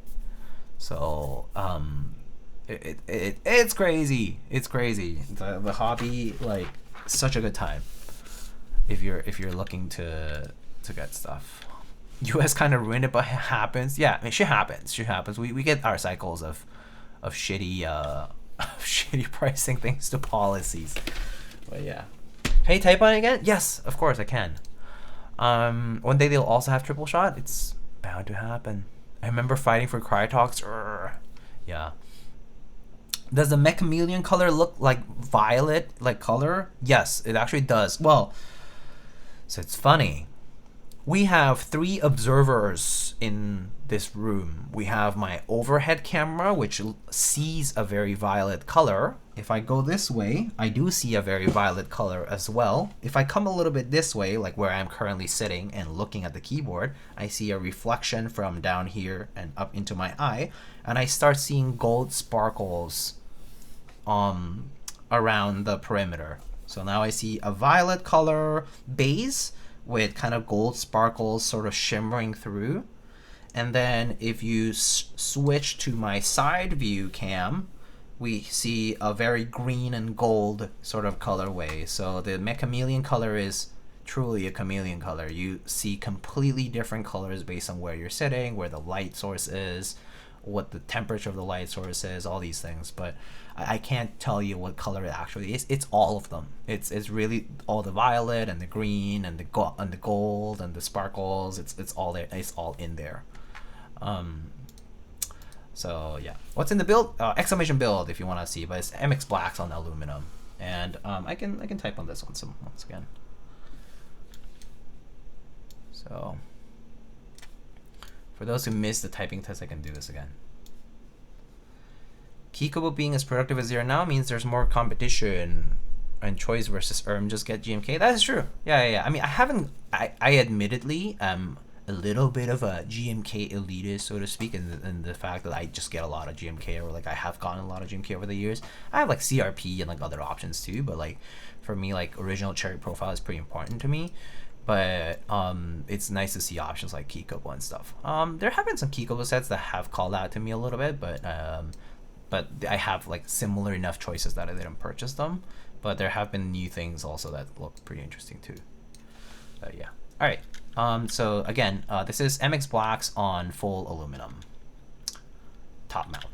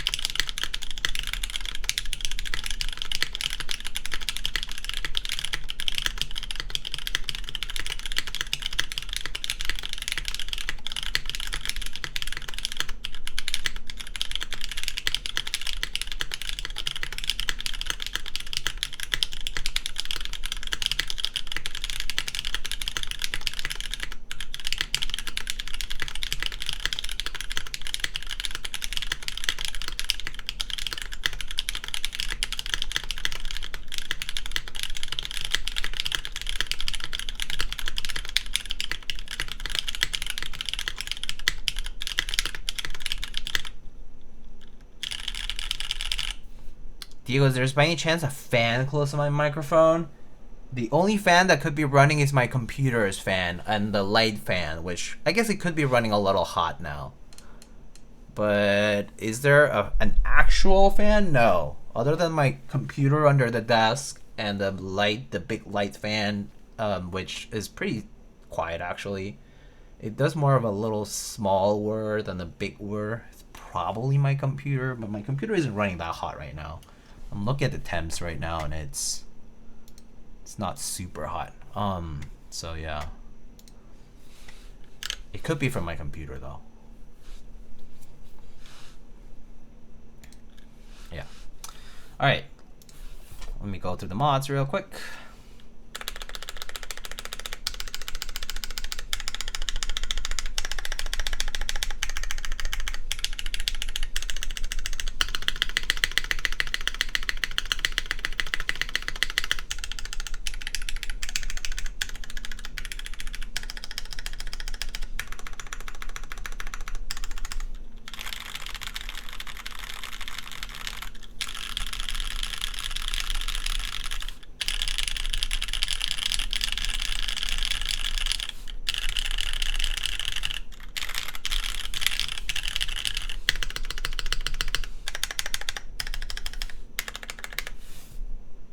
So there it is.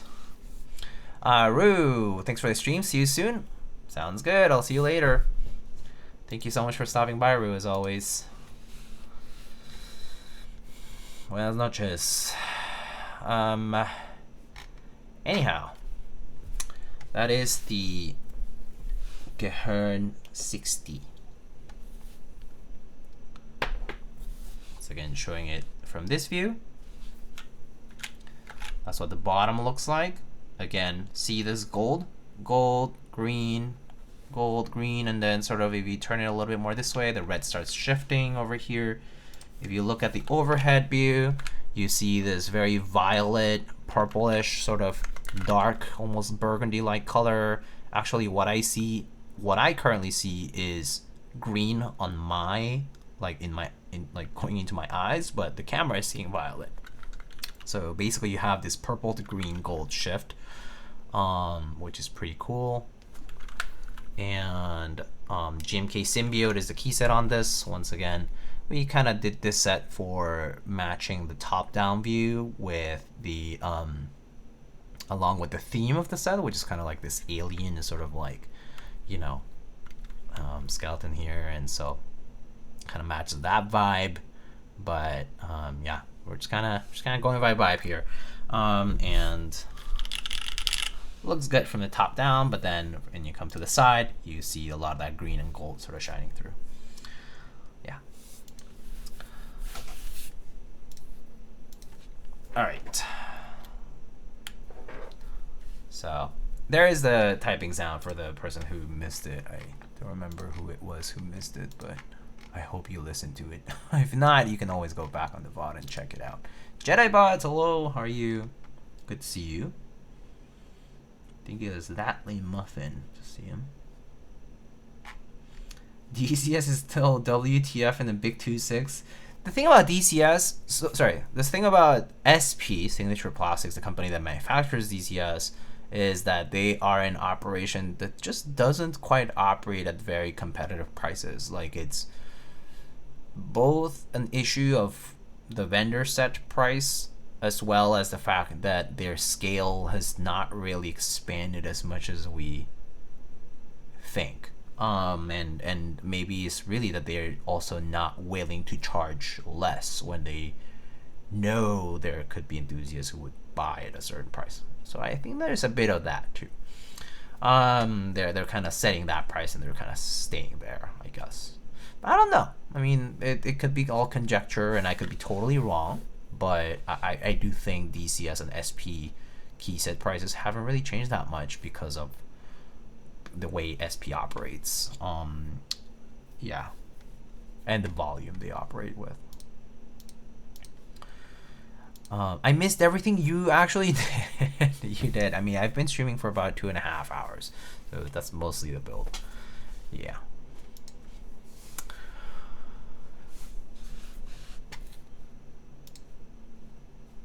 But you know, it's been nice to see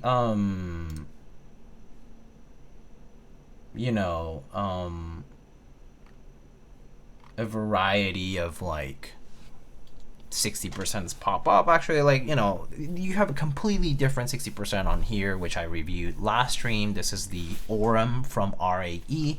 This is a premium option where they're going for relatively small volume production And this is also like a top mount, but it's supported by gaskets on the underside. Very different vibe. Like the vibe of the board is completely different, right? Aesthetically speaking, the geometry is very different, and it's still a 60%. It's still top mount, but you know, you have very different boards. This one is a much more expensive option actually. This one is going to be retailing at around like $450 US, which is a pretty premium price, right? Obviously quantities and all that is not disclosed, but I'm assuming it's going to be a different scale entirely, and you know, not to mention factories matter and things like that.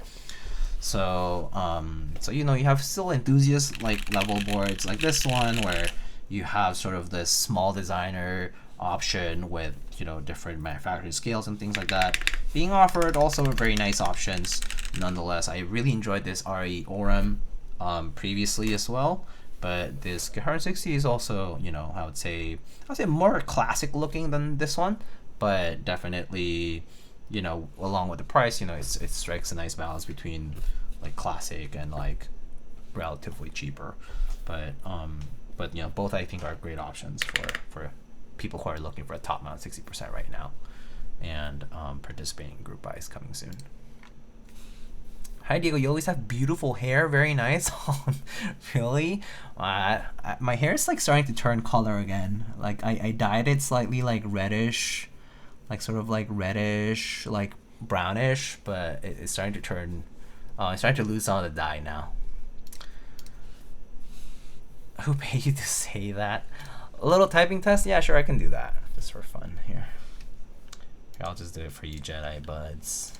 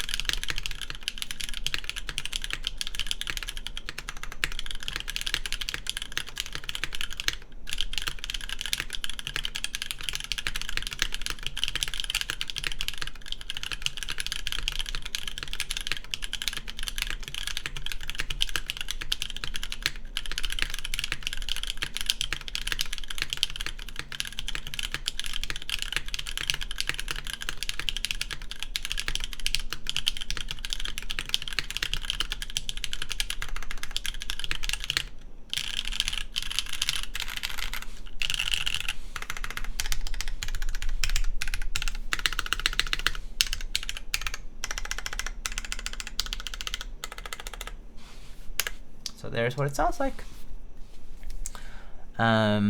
Diego has major oppa aura. Ooh. Ooh. No. No, is it? No, but yes, I did dye my hair, Kim. I got it dyed back in December, I'm gonna say, like right before the break. Right before the holiday break, I think I dyed it. And actually I can check.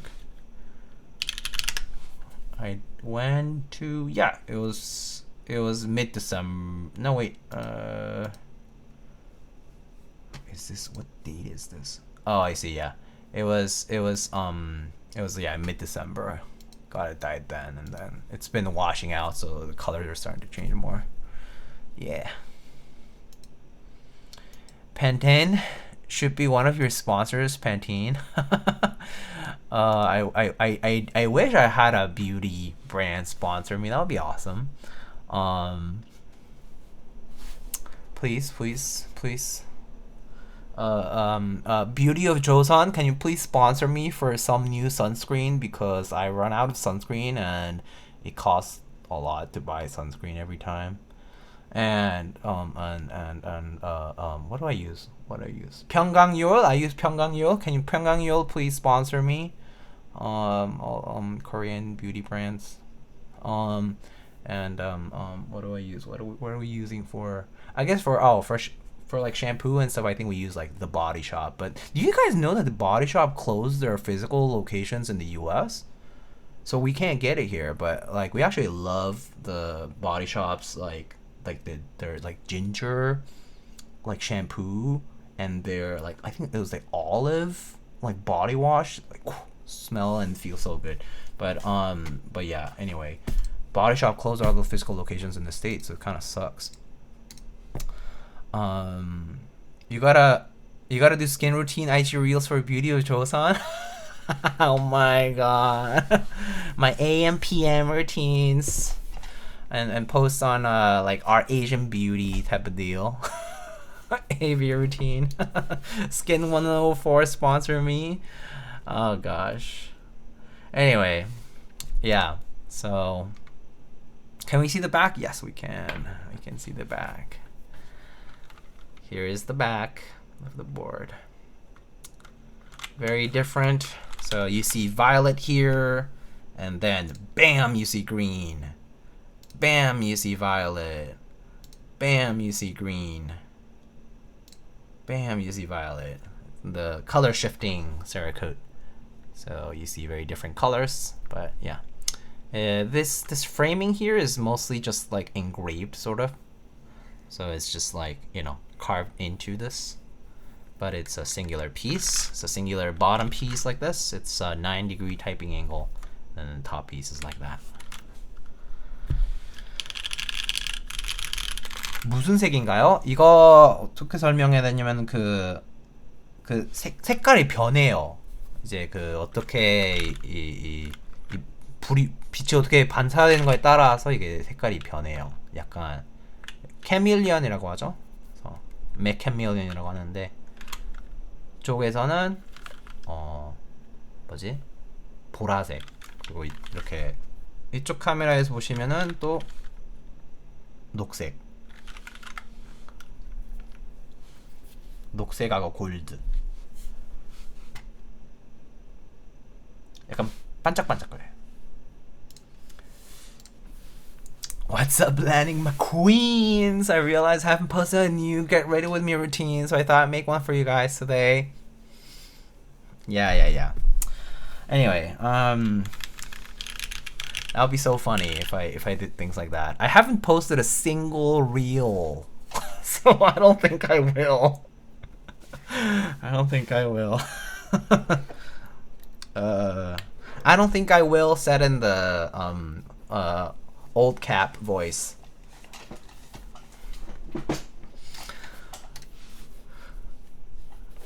Guys, come with me to the hidden gems that I found in New York.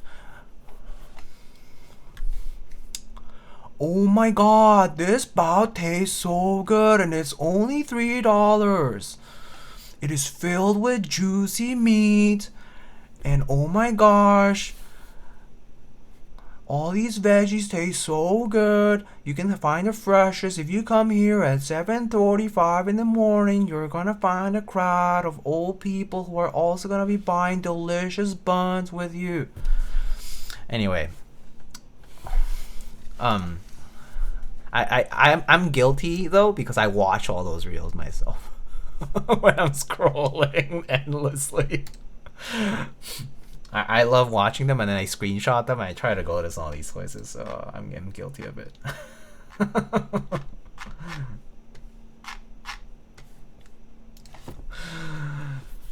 Okay, I think we should wrap it up here, but it was a very fun time. I hope you guys had fun. Coming up pretty soon in later this week, most likely, or this week or next week, I'm going to be checking out the Zoom 64, as well as the Kafka from Typeface, and then I should be checking out some of the new KD fans Tofus, as well as the McLovin and Mary C Synthesis pretty soon. I'm just trying to fit new time slots from my schedule. It's been strangely busy this January. It's been much busier than I anticipated for work, but I've been trying to squeeze time for streams. So I apologize if you don't see me streaming as often as as I would want to personally, but like literally yesterday I was like up until like midnight preparing a presentation. Well, up until midnight I just mean like I was working the whole evening for the next day. But yeah, so it goes, all right. Let's wrap it up here. Oh, I'm not sure I don't think the arrow keys are programmed here right now. Let's see who is streaming. Do you have any keyboard folks streaming at the moment? I don't think so. Right?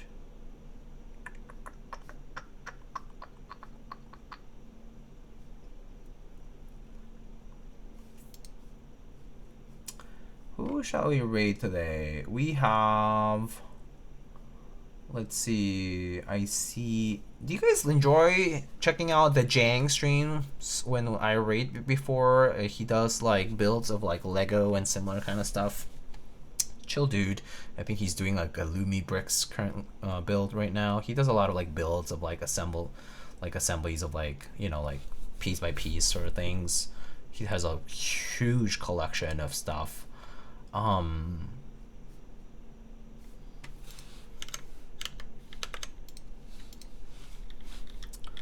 If God will allow me to, yes. Oh, nice. Good luck, Mr. Kupo. All right, let's raid the Jang. Otherwise, it's the ducks, but I think the ducks could be boring.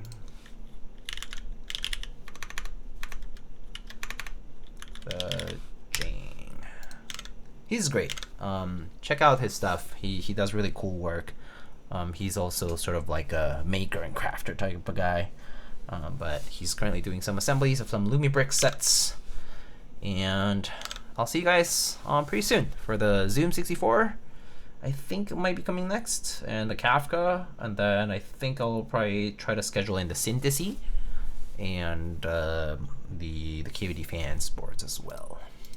All right, folks, I hope you guys enjoyed it today. I'll see you guys soon, but have a good rest of your week.